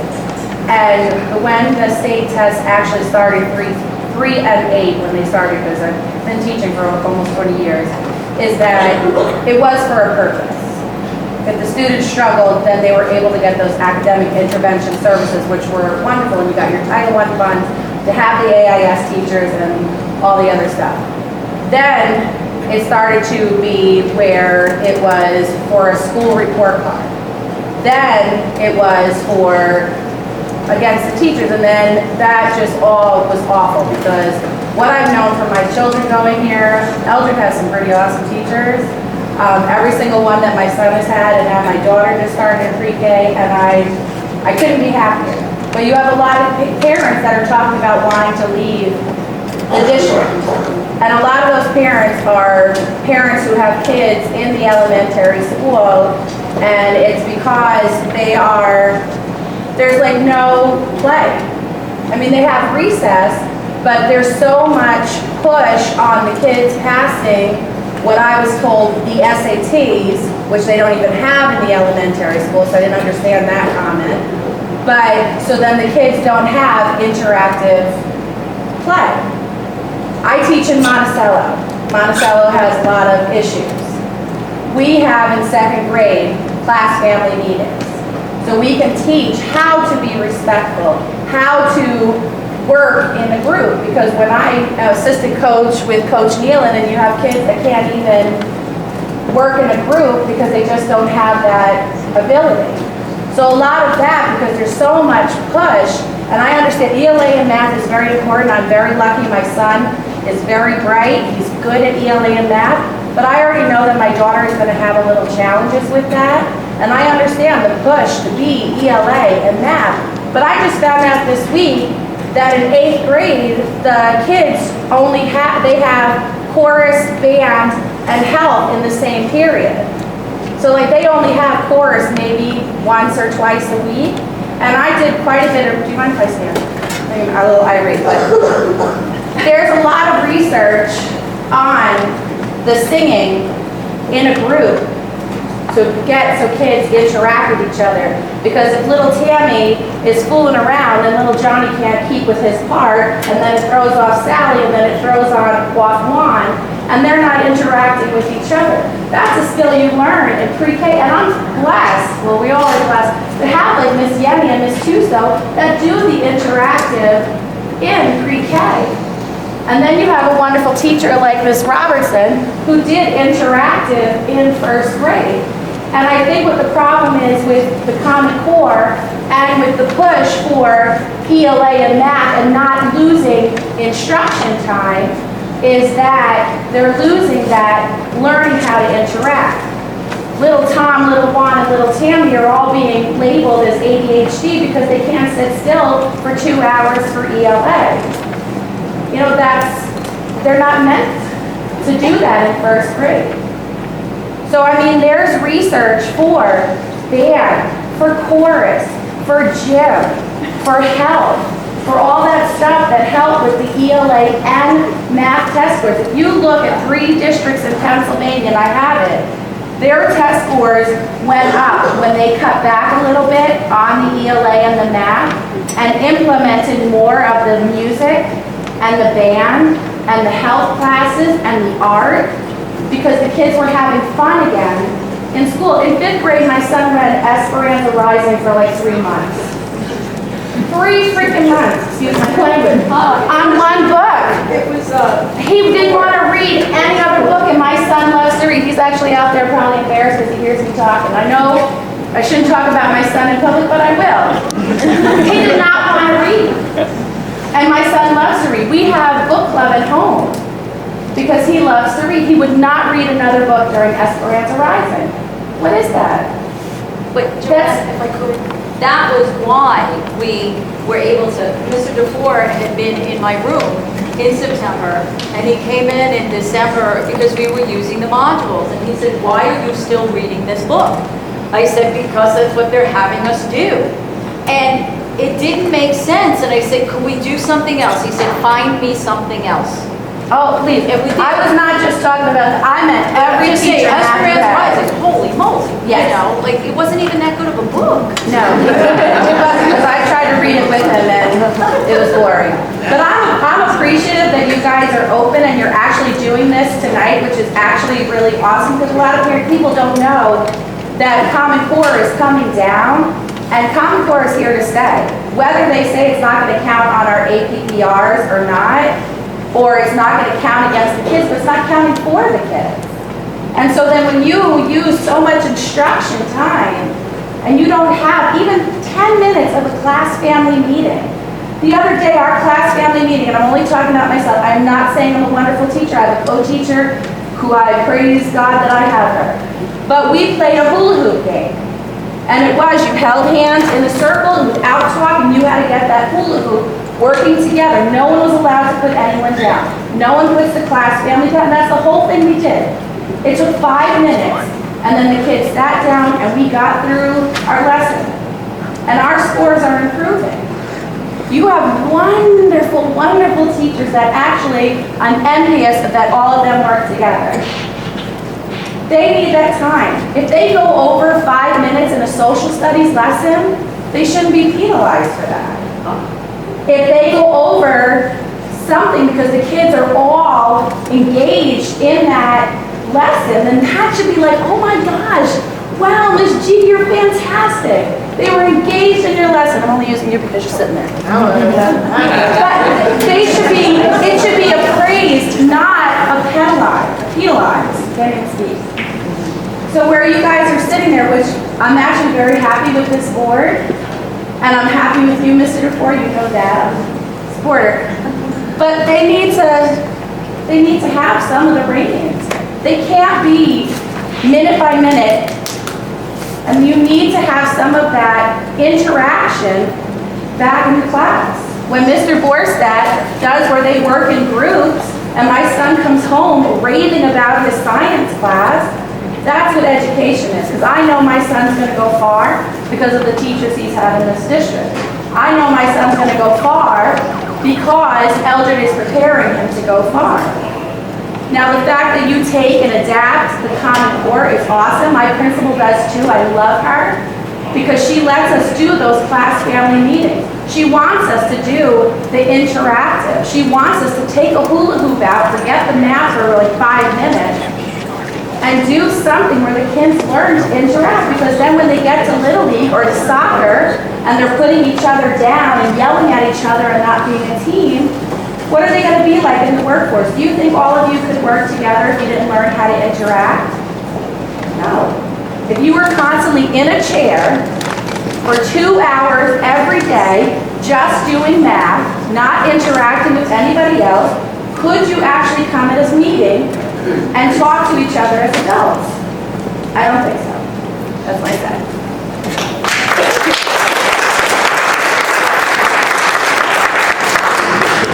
I'd like to piggyback off of what Ms. Dutcher said, and as the president of the Faculty Association here, and my short career as a secondary educator, there are many moving parts to the Common Core. On the surface, the idea of raising standards is a good one. Higher achievement means raising the bar for our students, creating an environment conducive for high achievement. As educators, we got into this business to challenge our students and make a difference. I'm not here to give my recommendation to the board because each of our schools, departments, and teachers have different experiences with new curriculum. We all want to offer the most diverse education possible at Eldred, using the talented and dynamic staff. At the secondary level, our teachers thrive on hooking students into the learning process, whether that hook lies in math, art, athletics, photography, social studies, science, music, ELA, whatever. We look forward in working with administration to include the aforementioned elements in the schedules of our students. In my experience, there is not one student or mind that is completely alike. As educators, we will continue to raise the bar, push for healthy programs, and create an innovative learning environment.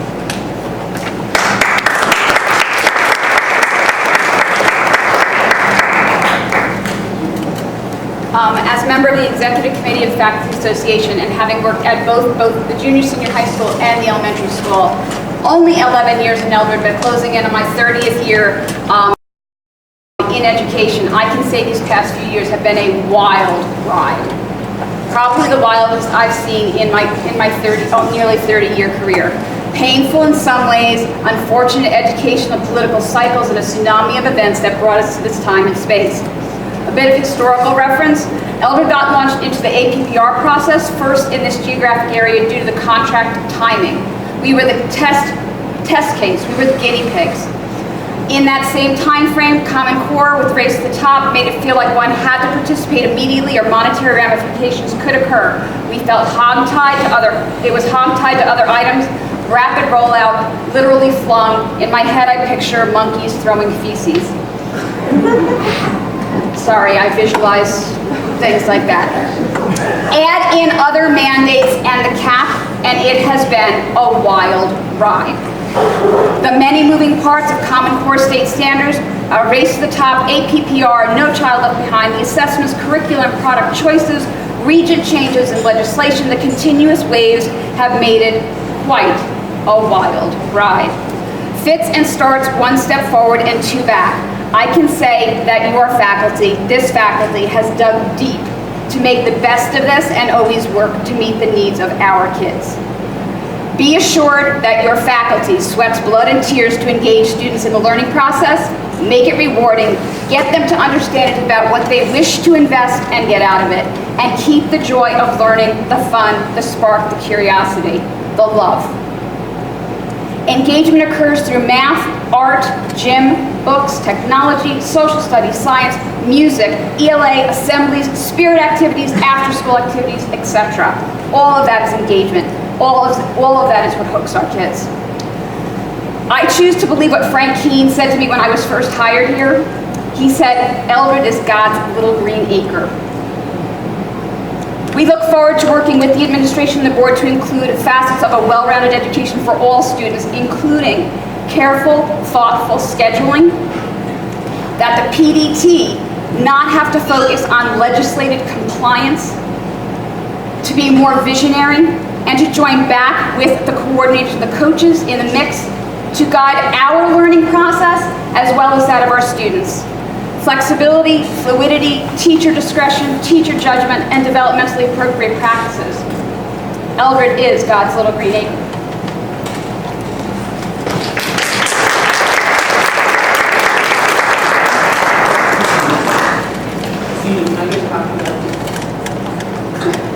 Is it real? Yeah. Somebody said when I said I was going to speak, everybody knows you. I'm not sure that's true. I'm Ginny Detko. I taught the district for over 30 years, and yes, I've never really left. I am finishing up a lead replacement tomorrow in remedial math, grades 1 through 6. I did teach mostly kindergarten for my years here, but I'm now known these days as a math specialist, which has been quite a ride with the new math standards that Mr. DeFleur spent quite some time talking about. I'm glad to hear you folks say, and Bob say, the support for the teachers. I've been working with an amazing group of people, some of whom I worked with when I was teaching here, some of whom were former kindergartners of mine. But they are an amazing group of people, and your parents are also. And you should be thrilled to have people who really know the program and what they're doing, because in some schools, my worry would be that when they've run up against some of this, some of the wrong things, as Bob so aptly pointed out, thinking that this is the way to go, and not knowing that this isn't the way to go, that they would just follow it blindly through. But being well-seasoned teachers, most everybody that's on the staff, they know the way to go. One of the things about, I was glad to hear you say it, that really has concerned me with much of this, especially at the lower levels, is that so much of it is not only poor education, but wrong education. Being an early elementary teacher, a lot of it is developmentally wrong, and I know I've discussed this with some of the lower people. I had to bring this to you. One of the second grade lessons, when people ask me what they think of the Common Core, what's 7 plus 8? We'll add 2 to 8, we'll add 3 to 7, and now, and that gets 10, 10 plus 10 is 20. And now we got to remember we added the 3 and we added the 2, so we'll take away 5, and that's 15. So 7 plus 8 is 15. This is wrong education. 7-year-olds are concrete thinkers. I don't know who dreamed this up, but from a math viewpoint and from an early educator's viewpoint, I don't know who came up with the Common Core. But they don't know children, they don't know brain development. This is wrong education. So whoever came up with it, Bob, Ward, they need to go back to the drawing board. And just this week, in the first grade, we were doing something. They were doing fact families. I love to do visuals too, Bob, but I didn't have, I couldn't get on your, we used to do, if we were adding, we would do, you know, pluses and the big number goes at the end, and if we did minuses, the big number went at the beginning. Now this is the way they're presenting it to 6-year-olds. So we're doing this minus this equals this, or something equals this minus this. Every child in the room got it wrong. And I'm trying to help them, and I'm confused, and the teacher's confused. Does that tell you that we're all learning disabled? Maybe. Or is the material learning disabled? So I know we've got to do it, but something's wrong somewhere, and I'm not sure it's all of us. So I don't know what the answer is, folks, but I'm glad to hear you say that you support the people adapting, changing, pulling and using, doing different things. But one of my other big worries is it seems like, you know, when I was teaching, we maybe changed materials every 10 years, and this thing of changing every 2 or 3 years, and now we're going to change again, and we're all taxpayers, the amount of money we're wasting, that's a real concern, because I know these people, I know how much they put out of their own, how much materials and things they could use if we weren't buying all new stuff every day, every year. And that's another concern, I know, for all of us. So something's got to give somewhere, but we do have great staff. And I thank every one of them every day for everything they do.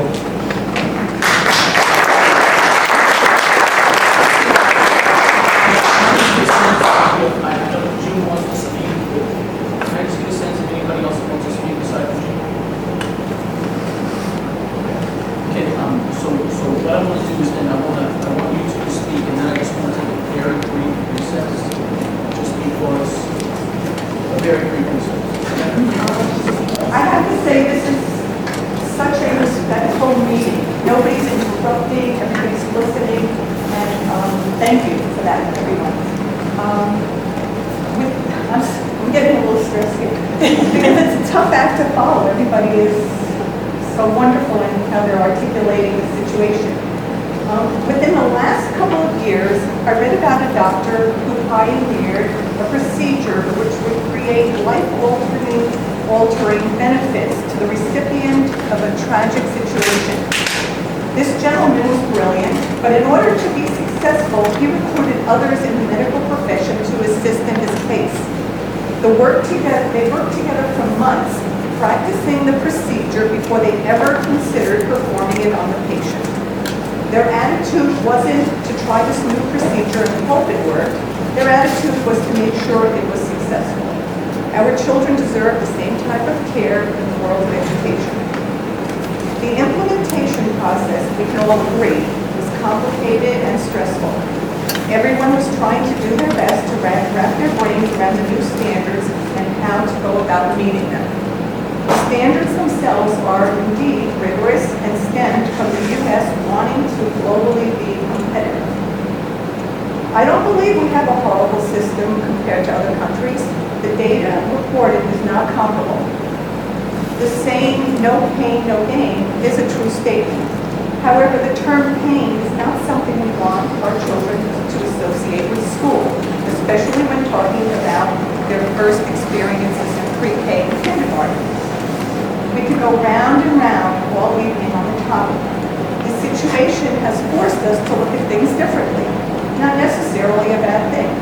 Our children are capable of amazing things. Pushing them to be the best that they can is critical. Pushing them over the edge and creating a whole new set of issues is unfair and proves little. In my humble opinion, one way in which we can become more competitive in some countries is to begin formal foreign language education immediately upon entering school. Get the music lessons started too. There's a correlation between math, science, and music, which is undisputable. Let little kids learn through hands-on activities and experiences. In this way, children will not feel like failures while they are mastering their way through developmental milestones. All children are taught to celebrate their unique qualities, yet they are being squished into this set mold. We must find a balance between rigor and developmental appropriateness. Thank you so much for listening.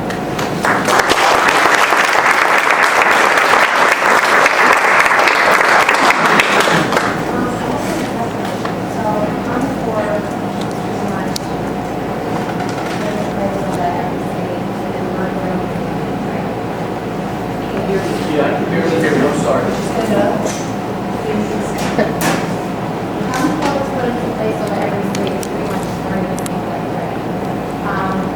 My children moved back here last November, and two of my children kind of behind me. So I'm still trying to figure out how it all fits together. I mean, it's mostly math that I have an issue with. But back in Las Vegas, they didn't have to learn it. So they were just learning completely different way. And then we moved up here, and they're still being taught different. So they had to take it. I'm still trying to figure it out.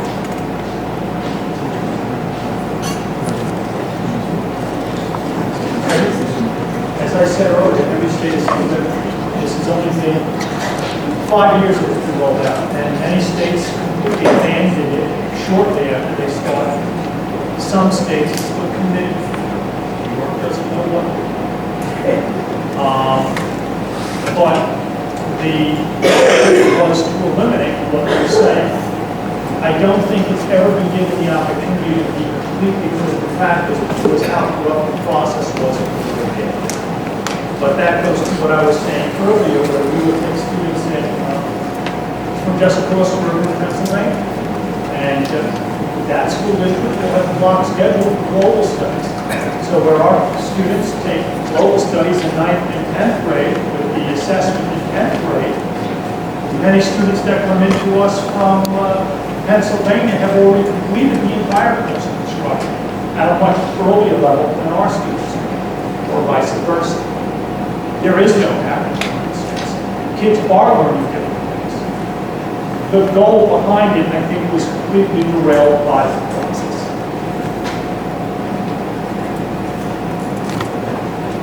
Any other questions? I don't know anybody sure. I just want to go off of what Mrs. Zusko said. When Kayla here was in 6th grade, and that math came home for homework. Meltdowns, the pencil fell on the fix, the team was crying and screaming over this math. She's on principal's list this year. But to see that, and see your child go through that over homework, and you're helpless as a parent because you don't understand it yourself. Why would you do math that way? It makes no sense to me whatsoever. She's not going to grow up and balance her tests that way. It makes zero sense to me. It's just a bunch of hooey or monkeys. But also I have a daughter in 8th grade. And before school started in September, I got her schedule. And I'm looking at the schedule and I'm thinking to myself, Brittany didn't fail math or ELA, so why does she have double ELA classes and double math classes? No music, no art, which are two of her favorite things that keep her engaged in school. So that's my question. Why are these kids ignoring an hour and a half of math and ELA and not having anything fun to look forward to? We have had conversations numerous times about the amount of time that our kids were instructed in math and ELA. There is opportunities in both 7th and 8th grade for students to partake in chorus, band, and in 8th grade, it happens to be that they have to have help put into their schedule also. But the time on task for math and ELA, we were finding out that numerous times I was hearing from a lot of our, from the teachers in the junior senior high school that the kids were not coming up prepared into 9th grade for algebra because there wasn't enough time on task in their subjects of ELA and math. This did not have anything correspondence to go along with the Common Core standards that went into effect. This had come into play because of the concerns that we had students in the elementary school that had double periods of math in the ELA, and the teachers would use that period of time to do writing instruction, and we did not provide that to the students in 7th and 8th grade. So we were able to put that into the schedule for them in 7th and 8th grade. It might be beneficial to maybe break it up during the day, not running them straight at each. Who recommended the No, block? it's not a Who recommended the block for 7th and 8th grade? That came from the staff recommendations from a scheduling committee that we had set in place last year. The scheduling committee did that? We get up a bunch of 7th and 8th graders that are not engaged and don't want to go to school. They're going to be kids that don't graduate because they're either just going to disengage or stop learning. That's the problem is that at some level we have to have an expectation that when things like that happen, they don't make sense. That's one of the areas of our responsibility as a board. Okay? The thing is that double blocking math and English because we have to improve test scores or get kids prepared for the next level, whatever it might be, is actually disproven by neuroscience and psychology and cultural anthropologists. The fact is you push them harder and harder, they're not going to do better. It actually doesn't work. Quantity doesn't equal quality when it comes to this. But what you actually could do, particularly in the lower grades, particularly kids under age 7, like double blocking English and double blocking parents, is actually doing a great deal of training. You actually interfere with the way that their brains develop, so that when it comes time to introduce rigorous academic standards, they won't be successful. And, like what you're suggesting, Ron, they're going to tune out, and they're going to lose engagement in school, and they're going to stop loving learning, and you're never going to get them back. So that is the board's responsibility to answer questions like that. Where did that come from, and how can we stop it from happening? Two things. Is this something that you guys are planning on doing, which is the block? And the other thing is, I've had the pleasure to sub at Eldred. Have any of you ever taught kids the same subject for over 90 minutes? It is difficult. They do not want to hear you anymore. I don't even want to hear me anymore. It's a very tough thing to do, to have them engaged for that long a period of time on one subject. I mean, if you could, there would always be, they'd always do their chores. You can't do it. It's too much. They're not ready yet. Maybe when they get a little older, maybe, like college, start then, do it then. But not now. They're not ready yet. They're not. Or even every other day. Because to take away the arts and the music, I'm not that you're taking it away, but to only have the arts and the music and the band only 2 days a week, I mean, those are linked to math scores. Those are proven scientifically, if you want to go science, proven in research that they link and they raise scores. It's the same thing as interactive play in the elementary schools. You have to have them engaged because my son is actually considering wanting, like talking about wanting to leave if that's how it is in 8th grade. I don't want my son to want to leave. I don't want to leave, but if that's what's going to happen because he does not want to miss out on having Mr. Glodish and Mr. Nivison and I don't remember the art teacher's name, but he loves her too. I apologize for not remembering her name. But those are the things, and he's an incredibly smart boy. Without even studying, he's smart, I want to smack him. But if you're not engaging them, and I know you want to take a break, and I apologize, my kids are probably going to kill me because I'm so late, but if you're not having the engagement as a second grade teacher and knowing that math that you had just shown, and it's so hard that if you don't take those breaks, if you don't have that music and the fun stuff, they shut down. And I have poverty. I have a homeless boy that we just found a housing unit for him. He was homeless, literally, in the street. And he came to school every day because we play a game every morning. Miss Heisler, you used to do music every morning. Every morning they would dance. Matthew would get up, especially early, because Miss Heisler would do music. They would dance. She didn't take out of class instruction. They would dance. Miss Trotter, you would do something too, and I can't think of what it is. I apologize. But Matthew would look forward to going to school. It didn't take from instruction. If you take those fun things, even in 8th grade, then it's just a problem. The one thing can I just say, and I know what concerns me about the blocking is that the 7th and 8th grade team model was broken up, and that's heartbreaking to me. Something that the 7th and 8th grade teachers really worked hard for years, and we thought was working, and we thought it worked well. Because of the scheduling with the blocking, we can no longer have that core group of teachers, and that's heartbreaking. Let me enjoy the school. Don't ever look back and say, boy, I really enjoyed it. The block schedule is a pilot that is recommended by the scheduling committee, which consists of some block curriculums covering high school, that's a pilot, and then the others are curriculum tonight. And that. And we thank you that you're listening to us. Well, at least I thank you. I'm hoping other people thank you.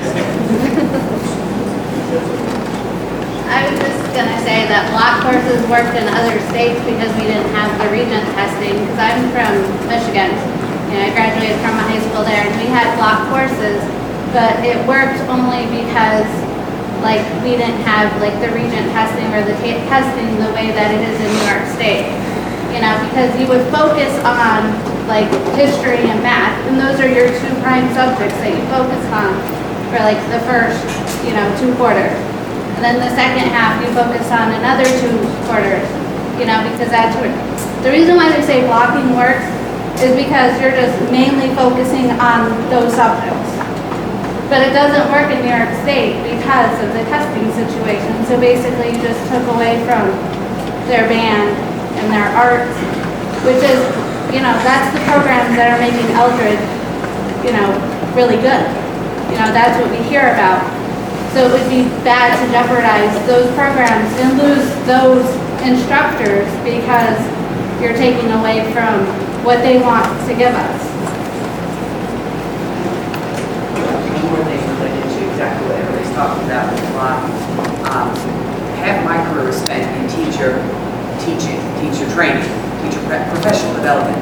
Blocking it's not just, oh, now you got 90 minutes, so now you talk for 90 minutes. It's a design and a way of teaching that can work, maybe even in New York. I've seen it both ways. I've seen schools do it, Sullivan West did it very well.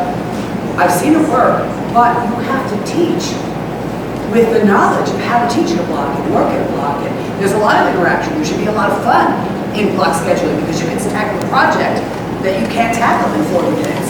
You can do something more hands-on, more creative. So block teaching is a wonderful opportunity for teachers. Ask elementary teachers when they go on for a little bit longer because something is so much fun. That's what block scheduling should be. But it takes professional development, and it takes a commitment on the part of the administration as well as the money for professional development and time to get it right. So maybe if this is the first year, we're not quite there yet. But the time to get it right is the time to help the teachers figure out what to do with 90 minutes. That will be fun for kids. Because believe me, if it's not fun for kids, it's not fun for me. Carol, I don't know the issues with the logistics and the tactics about blocking. I think it's the strategy. I think the philosophy is that ELA and math are so important Because ELA, particularly elementary school, because ELA and math are what drive the state assessments.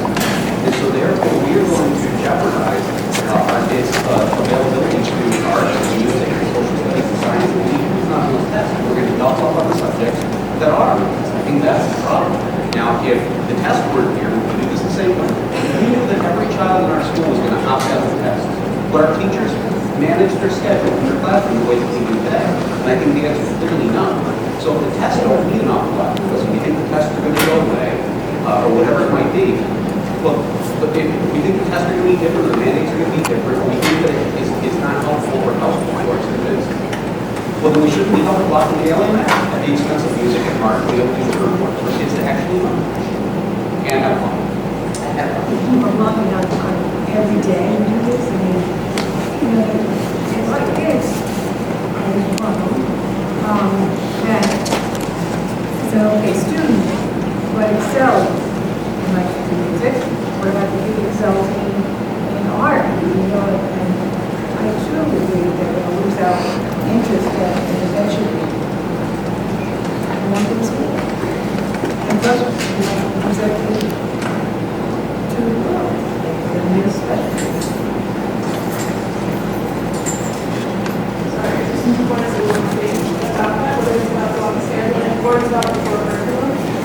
Like, we also have to really take a strong stand about not getting rid of the music, the art, the recess, the play, because this, I'm very appreciative of this article about anxiety. Those are all the ways that we combat anxiety. So, like, if there are children that are having this kind of anxiety, there is maybe their music is therapies. I might go read a book to get to fight anxiety, but I'm certainly not going to do that in problems to fight anxiety. You have to be able to make sure that you're paying attention to things that are taken away in order to be able to do it. Otherwise, there's not going to be people go around with things.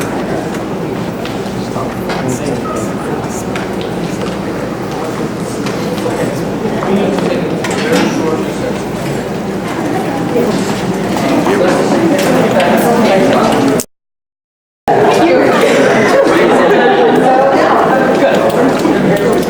Getting this?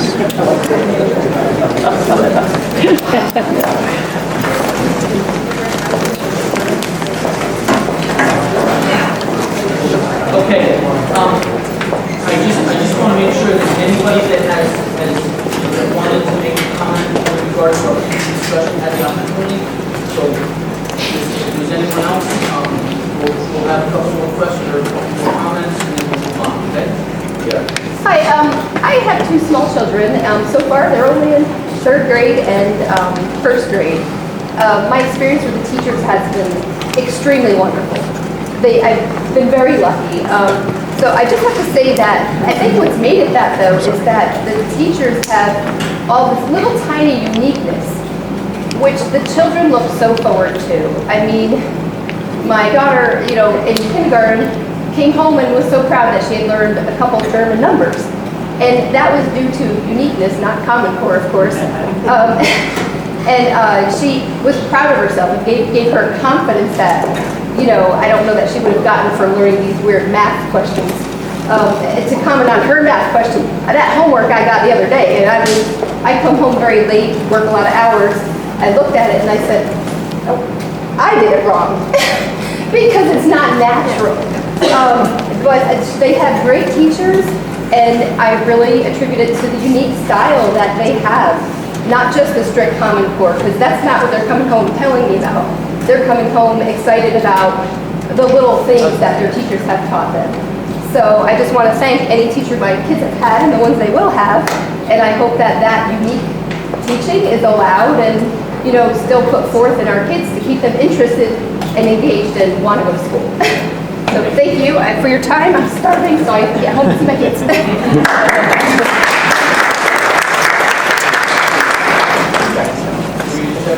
Yeah, two things. One, it was only through the support of the administrator in the district that we were able to have the voices that we have, to be able to make the changes necessary. You all know I am not the most bashful and shy one and that appears in these meetings. So That doesn't change because I'm in Mr. DeBoer's office for coffee at a meeting or with Ms. Keegan. I am extremely verbal with what works and what doesn't work. The other thing is if at any time any board member would like to come in and see what's going on, just ask any of us. I take breaks in my 90-minute periods. I like an ELA block that's 90 minutes because they do a little of this, a little of that. We work in groups. I help the struggling kids. I enrich the higher kids. It gives me a good amount of time to do a nice writing program because I need time. So I get that block of time, but if at some point in between, my kids might be dancing to Go Noodle, or I used to do dance parties because if the weather is like this, they need to get up and have a good time. I've always put music on in my room. And at the elementary level here, what has always been protected were our art and music programs. You know, not necessarily when band and chorus were taken out and put in the morning, that gave us an additional period. We didn't eliminate it like some of the school districts in the cities and stuff like that. It was never an option to eliminate it. And a lot of very creative teachers in this district have managed to incorporate music and art into their daily basis, into everything that they do. So, and that's only with support from administration and definitely with the school board, you know, because you all know, I mean, Mr. LaPutz had kids in the schools for years. I had one of his daughters, and it was scary to have a board member's child, and I hate Kate. You know, it's a little intimidating to have a board member's child in the room, but then at least you know what's actually going on. You know, I personally would love to see more parents come into the room to see what's going on. You know, I choose literature that's fun and exciting for the kids. I let kids stand up if they need to move. You know, they need to go to the back of the room so that we can see, but they can still get up because they need to move. And I know I'm not alone in the building. If anything, there are more people like that. So if you have questions, please ask us. Don't assume that you know what's going on, because there are tremendous rumors out there about what we're doing here, which are rumors. I'm glad Mrs. Nealon brought up the chorus and the band and suggested that we didn't eliminate forced we could never do and shouldn't do, but we did move it to be for school efforts, and it shows that our priority is not as emphasized on music and chorus as it would be on ELA and other academic programs. So the way you schedule things like that, moving it out of the daily schedule and into the morning, suggests what your priorities are. And that's the problem, because it shows that we undervalue music relative to the academic subjects. Not necessarily, it has more to do with scheduling of teacher schedules because we share teachers in both buildings. If you guys brought everybody in, I teach math first thing in the morning. I don't care what we teach, it's just our faculty, we have a small faculty, and we have to share faculty sometimes. We also have guidelines, again, state guidelines, on the minutes that we're supposed to teach the subjects, and that's true at all the levels from, I guess, kindergarten, I assume kindergarten all the way through. We have minutes of instruction that have to be met. And there's certain minutes for music, there's certain minutes for math, there's certain minutes for, and there's more minutes for ELA and math, because there's a lot of scientific study on what it takes to become literate in math and ELA, and how that, you know, those are not subjects, they are the way you do everything else, you know? So there are requirements that are beyond us. So, and we don't have the same requirement for music, but we have great respect for it here in Great Bluff. So, thank goodness that we can do all that we can do. Because it's, schools, as you pointed out, that's not volunteer those things. We do.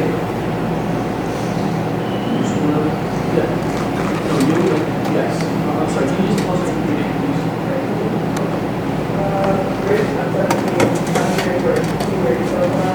There's like one note from sitting like on the top of the floor, 3 years older than the middle of it. So like a lot of the math I have wrote is the first one.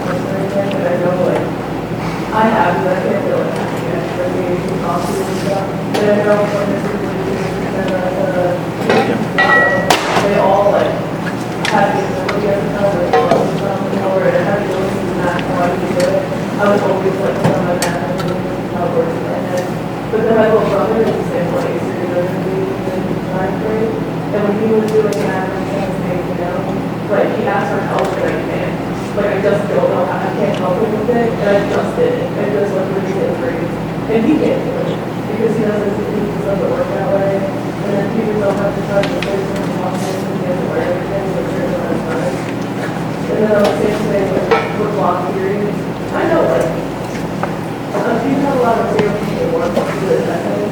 And I've had people say, like, for a game, I wish we had longer long for this, better having fun when we have to do lots of material. So we can teach everything, more than everything to us. So like when we have medical issues, and we have to watch the test, it's not like we have the time anymore, like, do everything to engage them. And I know, I definitely, if I was doing 90 minute period all the time, I would start hearing everything from that by now. Like, I don't know. And the thing with the programs, we have the best new program in the state, and the other things that we can't have for it. Like, the things we do have those going to school getting in and out, like when they end on the school, and the eighth graders don't have time for boards and everything, we have to have videos, and more kids are dropping out boards, and not really getting them on time for their schedules. And our senior boards, there are no sophomores or juniors in our senior high boards who would set homework out. And so numbers for the boards have to be dropping over the years because of the schedule and the weather happening. And I just think that's an issue because of the way that people involved in the things you are passionate about, that you love, your safety, the things you need to math, the LA,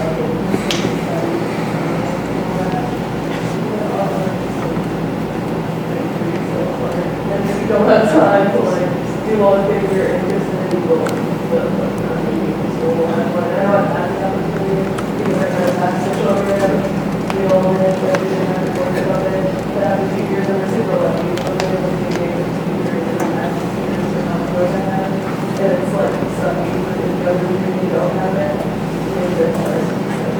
I just want to agree with what she said though, I have multiple siblings in the elementary school.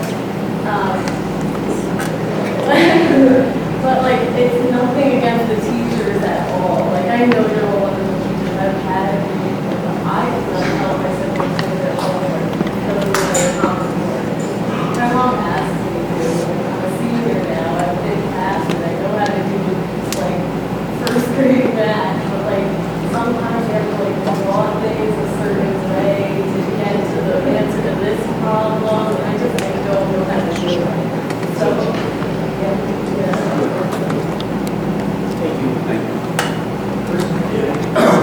I have a little story, and like it's almost like a comment too. The last time I actually took a real strict math class was back in the 10th grade, and I was algebra. And what we did in there, it was like the first time I really experienced Common Core. It was all called Common Core Math. It was pretty much all book work and everything with the Engage New York program in there and the whole website.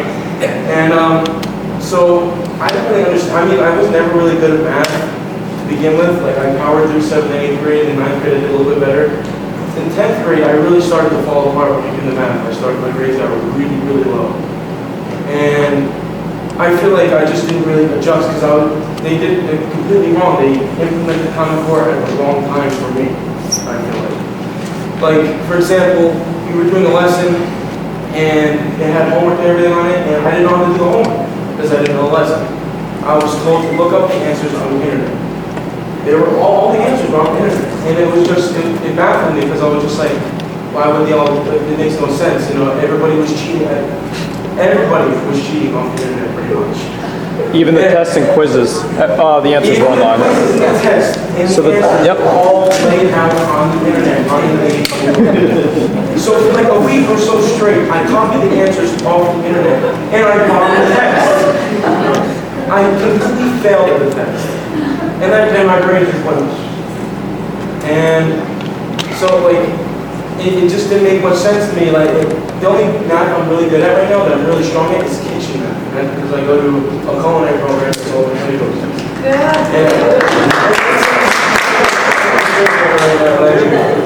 That's the easiest math. I mean, you just multiply the rest of the times 2 times 3 is what it is. But another thing is. That's 5th grade fractions. Yeah.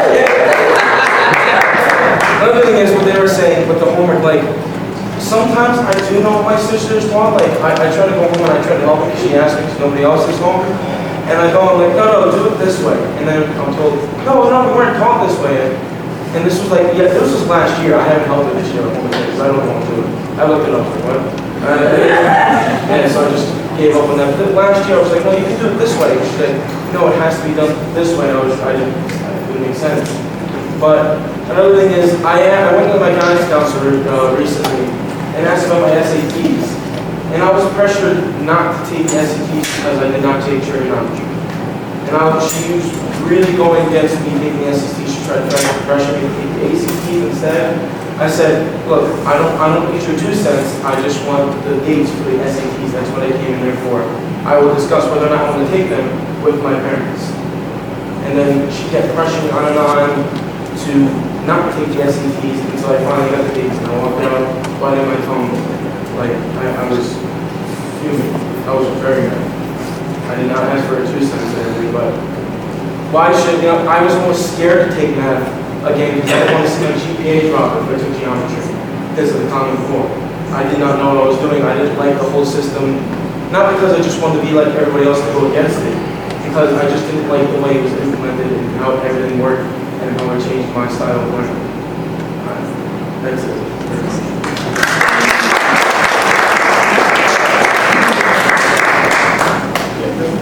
So I have 2 things. Number one, I actually agree with Ms. Neal, and I think that for anyone sitting up in the board position should actually be in the classrooms looking at what's going on. I feel that in order to make judgments on what we're doing, they should be in the classroom watching what's going on. And the second thing I wanted to say was actually, well, more of a question. With everyone's on the same consensus that there's a huge issue with scheduling in both schools and that there's just an issue with either the implementation or the standards and Common Core, what are our options? What can we do? Can we fix the scheduling a little bit? Can we tweak it? Can we try to change our focuses? Would we get in trouble from that from the state? What's our options for that?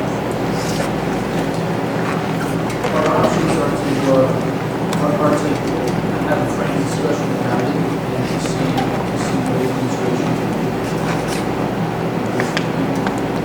it's fair for us to either Mr. Ford or Mr. Travis what we should do with this.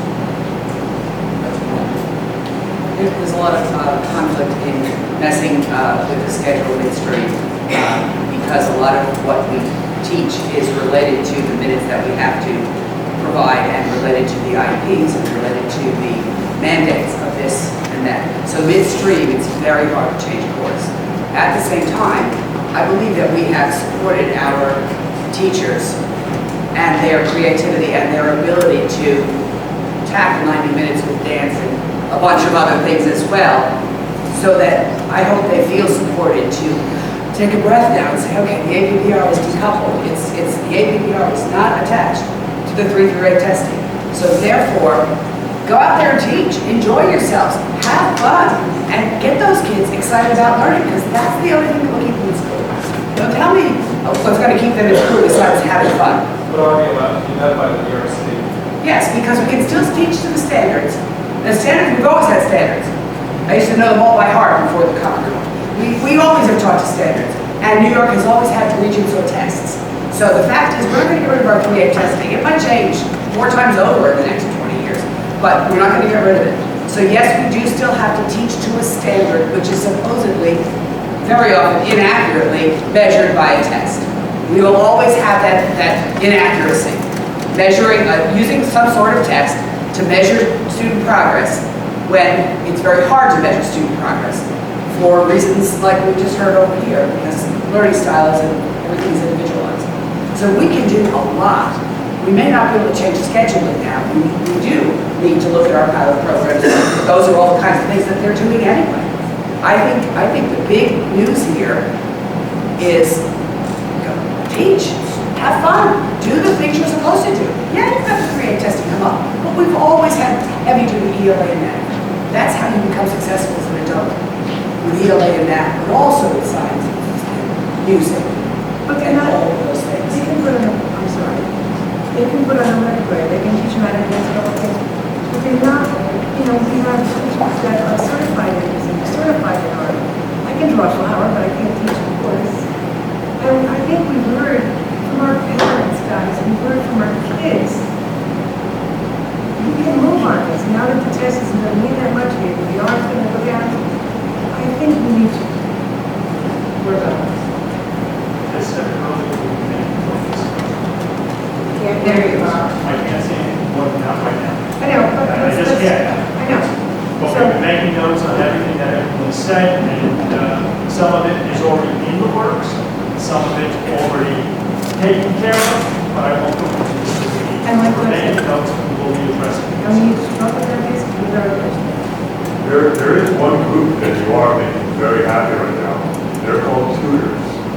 There are more kids being tutored now in Elgin Central School District, not because of bad teaching, because they can't learn the way they're being taught because it wasn't implemented at the very early stages of their life. So on the finance that you guys are paying out, more and more families now are putting out more and more money to get their child tutored in these certain subjects. So if you can find a quick way to do it. Josh, it's a problem, like I said. You're talking about is the one thing we have a little bit of control over, because it's the algebra, the geometry, and the ELA that have those graduation test requirements attached to them, which are normally based on the common core.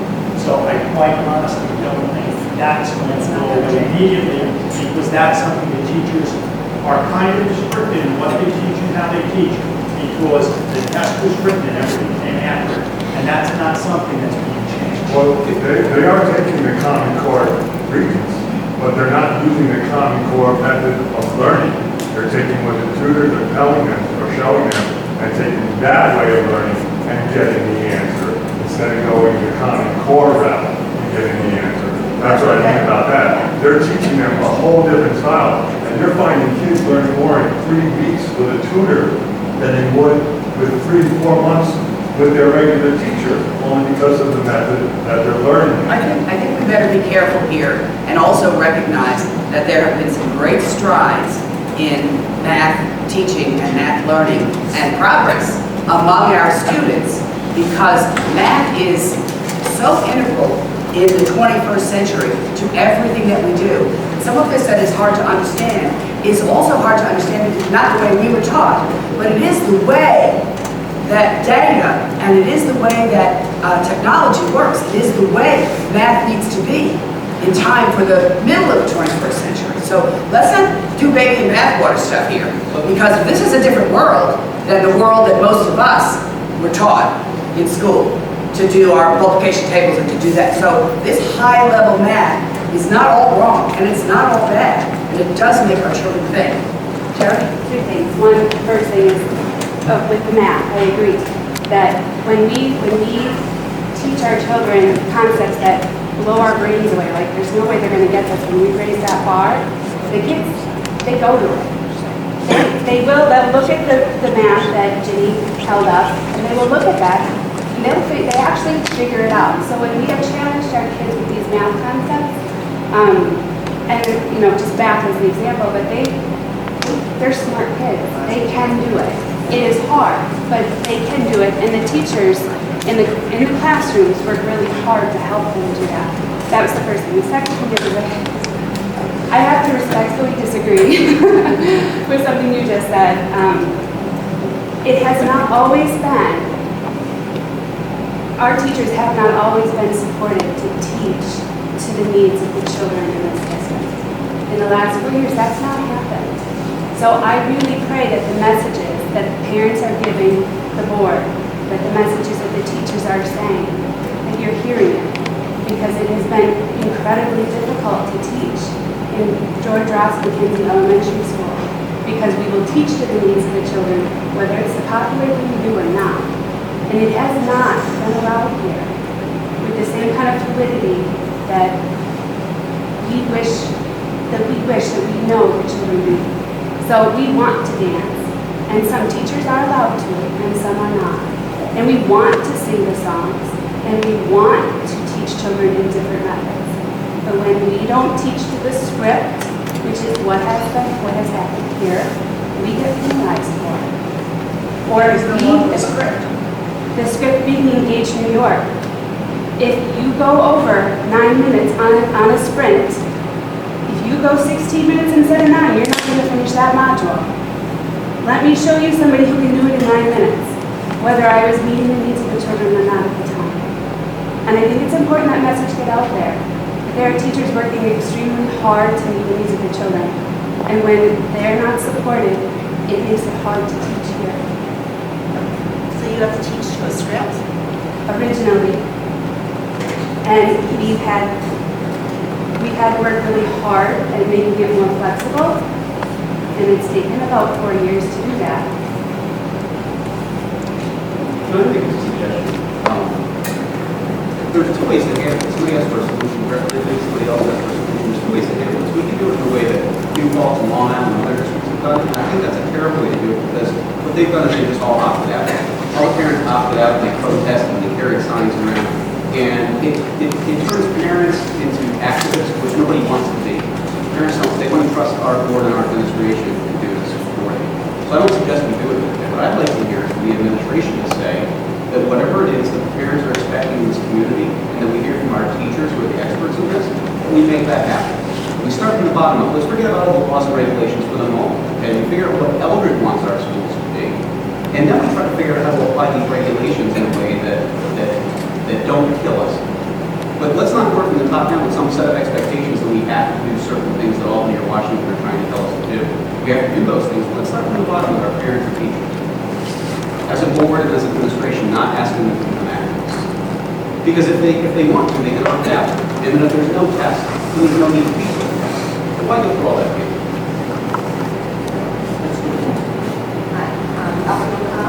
I have a 27-year-old son, and I have a 6-year-old daughter. I have something between. And, I was glad that you said about she's in first grade. I'm amazed with what my young daughter is learning in first grade.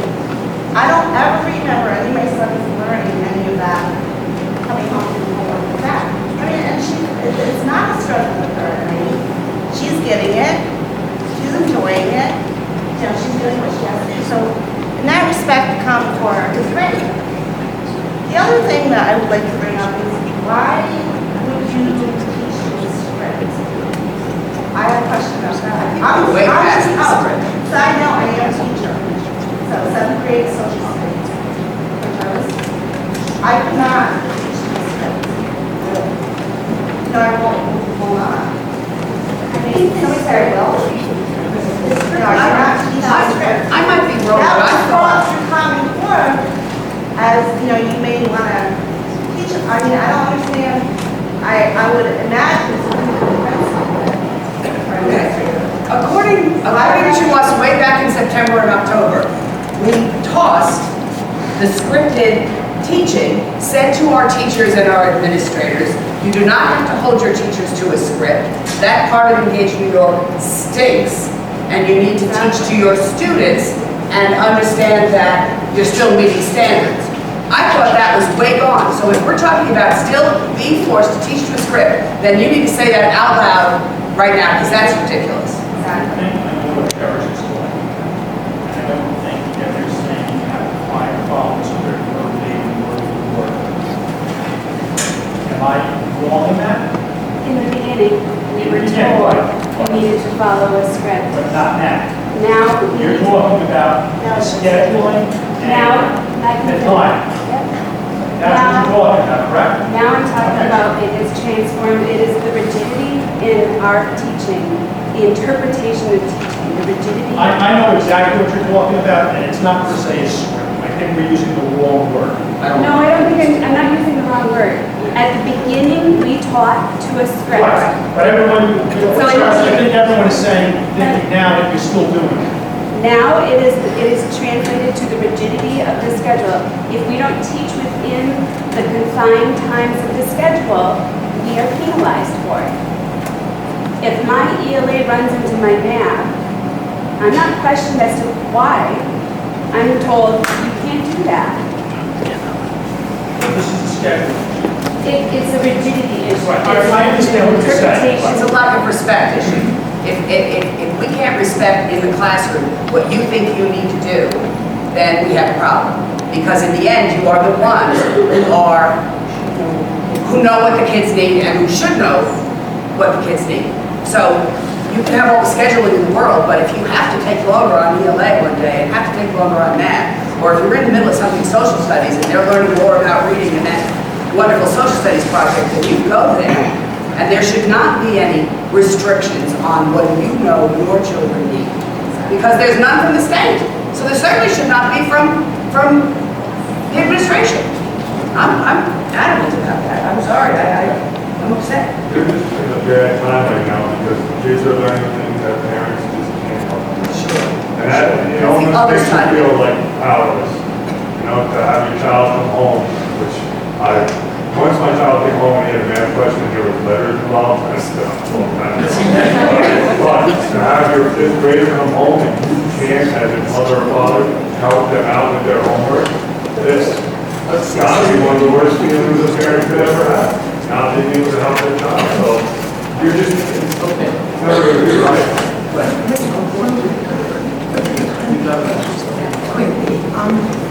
just have a question about tutors. Tutors are teaching the math in the old way. When they take the test, don't they have to explain their answer in a new form when you're taking it? So that kind of scares me about how the tutors feel.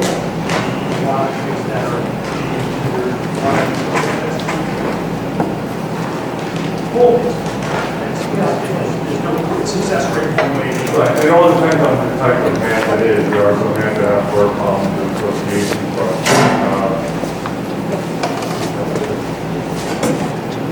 Okay. So, folks, you know what you need to do. And you'll let us know.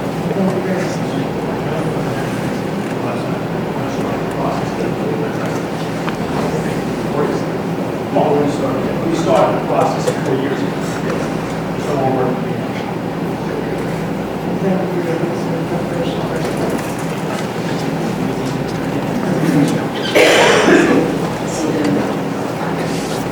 Let's back up to 1.3, PTA presentation.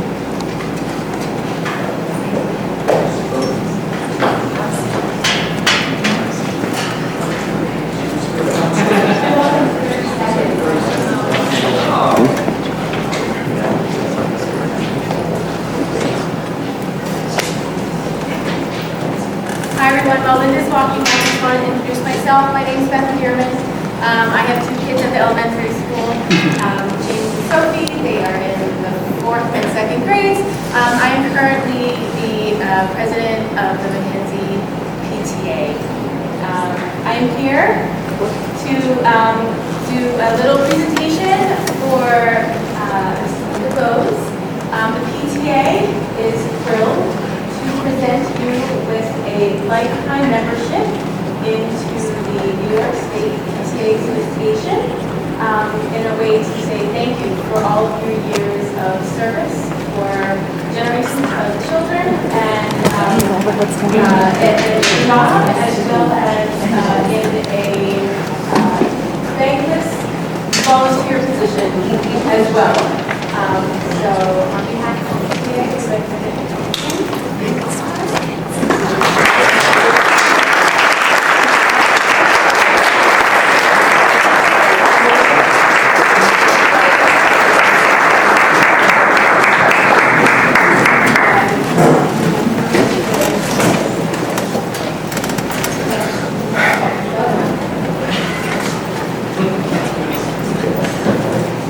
Okay, let's move to our elementary principal report.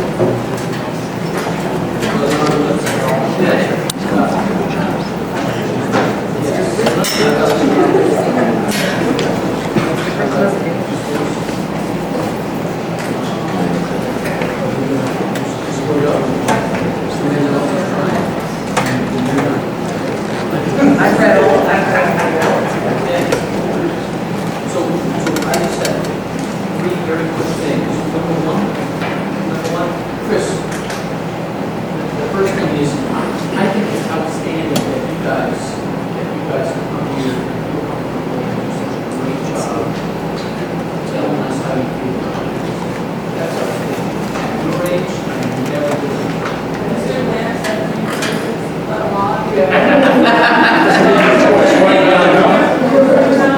He doesn't make you stand up and speak to us.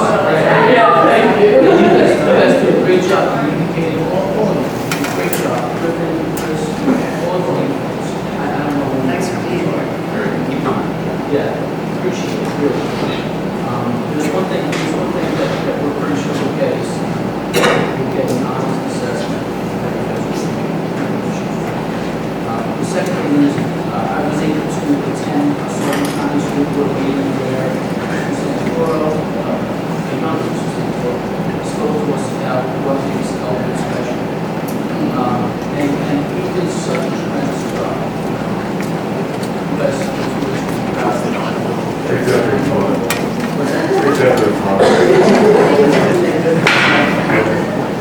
and the third thing is, I got an email a couple days ago, probably more than a week ago, days just kind of went together these days, from an old high school friend who was explaining to me that his son came home and he was explaining what operations were.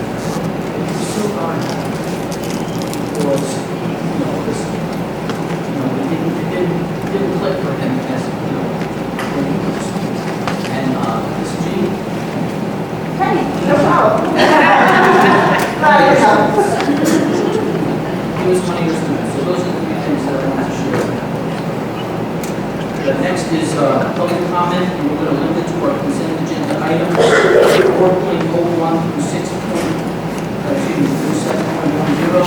We have an addition.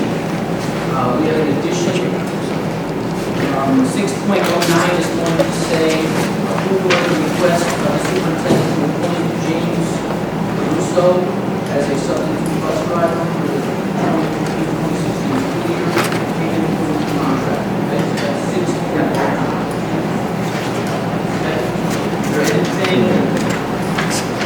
Is there anything that anybody wants to discuss with us with regards to our consent agenda? I do like the idea of what you're going to be doing with the restaurant. I like that the way that's going to be out. That's Is it? Okay.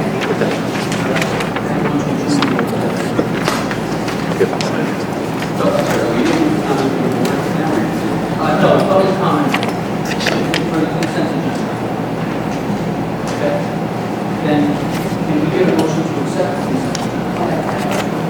And a second? Then, now we can have discussion with regards to the consent agenda. Very briefly about that comment. On 707, and I had a conversation with this before about this yesterday with the wellness policy. Correct me if I'm wrong. We're renewing the wellness policy because we have to satisfy the requirements for Hawaii. We're currently going statewide for a food service department. We have not readopted the wellness policy required for prescribed time. It has to be within the past 3 years. It hasn't been touched or rebuffed, but its last acceptance dated by 2005. So in order to check the box that we are in compliance, we need to put this on the agenda.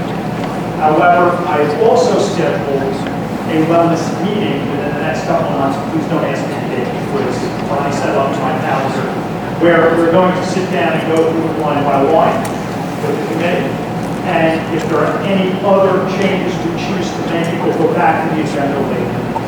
This is strictly regulatory and perfunctory, somehow we overlooked putting it in on our routine readings, and they want to do it.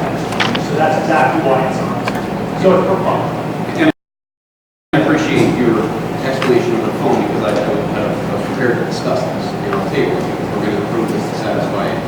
Just strictly regulatory, Mark. I would ask that if you would include me in that committee. The items you and I discussed, that I call cupcakes and candy, were recent. Good. Thank you. I also noticed in the wellness policy and the regulation that recess for every child every day. Can we do that? Good. Any other discussion?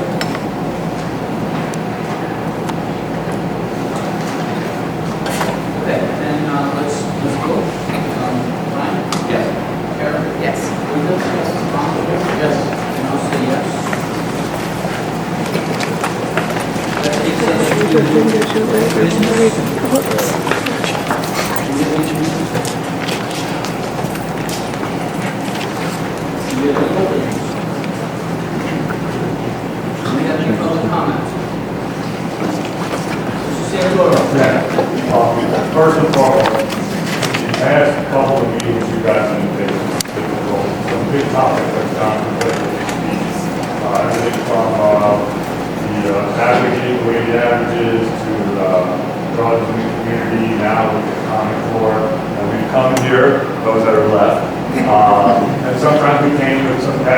fire, and we sat here and we talked to you with deep voices or high voices, and you all take it in and come back very professional. And I appreciate it. My wife appreciates it.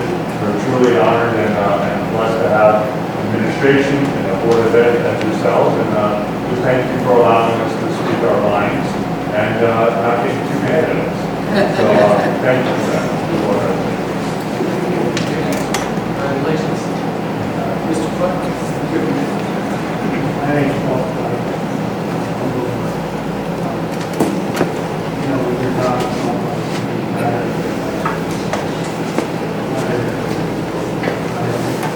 thank you.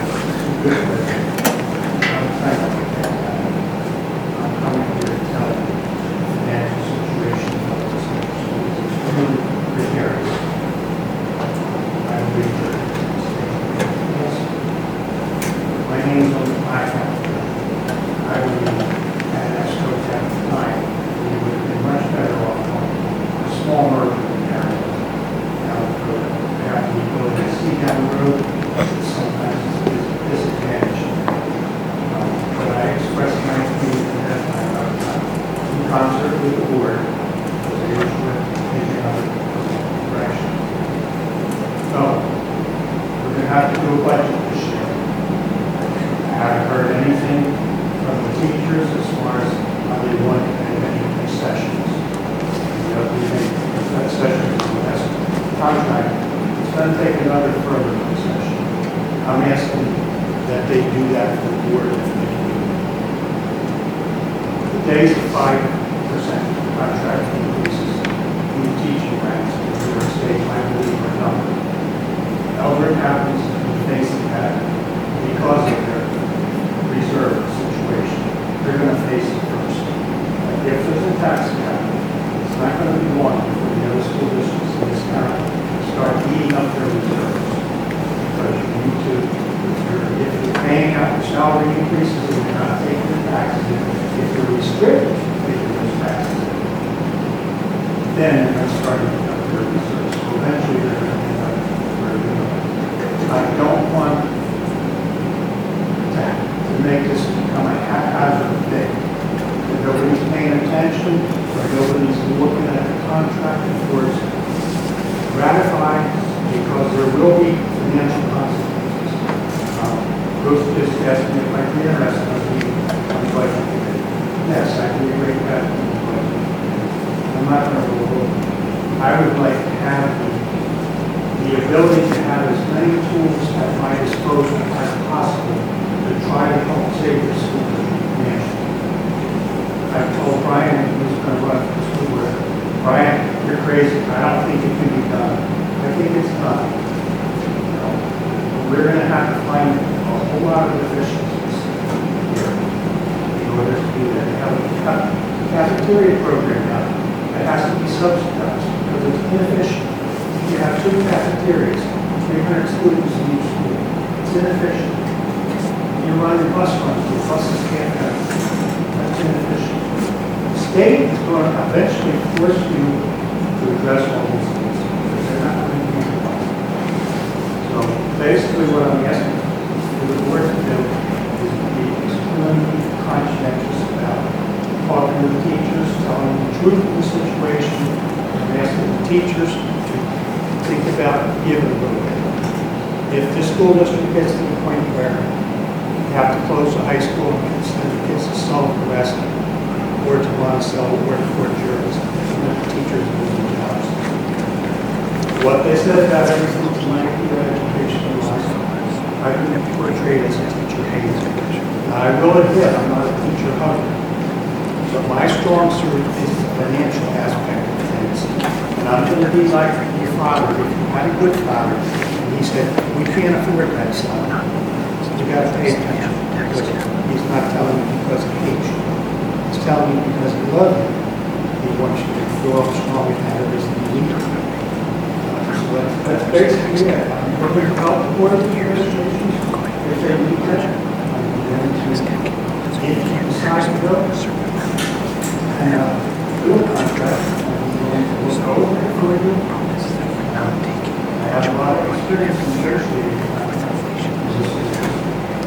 The other thing I want to say to you is, maybe the wisest thing, if for the time being, the school district and the faculty association is fair and fast from the beginning. Do not spend your time negotiating a contract. Now, of course, if you have language, then you can testify. Yellow law was passed, and it was very onerous on public employees if we have allowed it to spread. So, in order to ameliorate that problem, they passed a driver law, which means that you have a contract in place, and if there's no movement on the negotiation of the contract, then you are required to pay according to the terms of the contract. Basically, essentially, a lot of the teachers here have to be advantage. Some are getting 5% on the upper level. And I don't think that is sustainable either. However, it's better to go 5% fighting about it. So you could bypass the whole process. And in so doing, time will pass. We won't have to do this in front of the community. We'll lose confidence.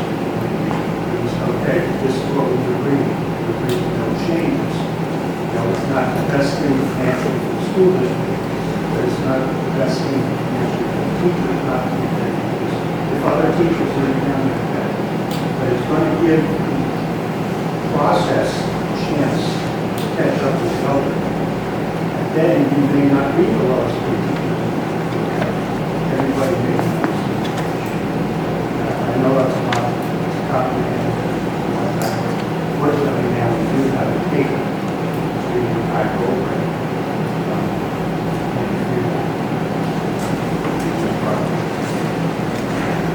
Anybody else? I just want to say, I think the idea of having the Eldred Facebook page is a really, really good idea. It allows the board to kind of advertise their meetings a bit better, which is good because, you know, more transparency, which could hopefully get more people to come to the meetings and so on and so forth. What I have heard was a lot of good comments from parents and teachers that this meeting was very well advertised. There were phone calls home, there were emails, text messages, or whatever. But the only negative thing about that is that that's not necessarily advertised for all the meetings. So I think that we should consider trying to get a hold of all of the parents and community members, like, you know, as much as we can.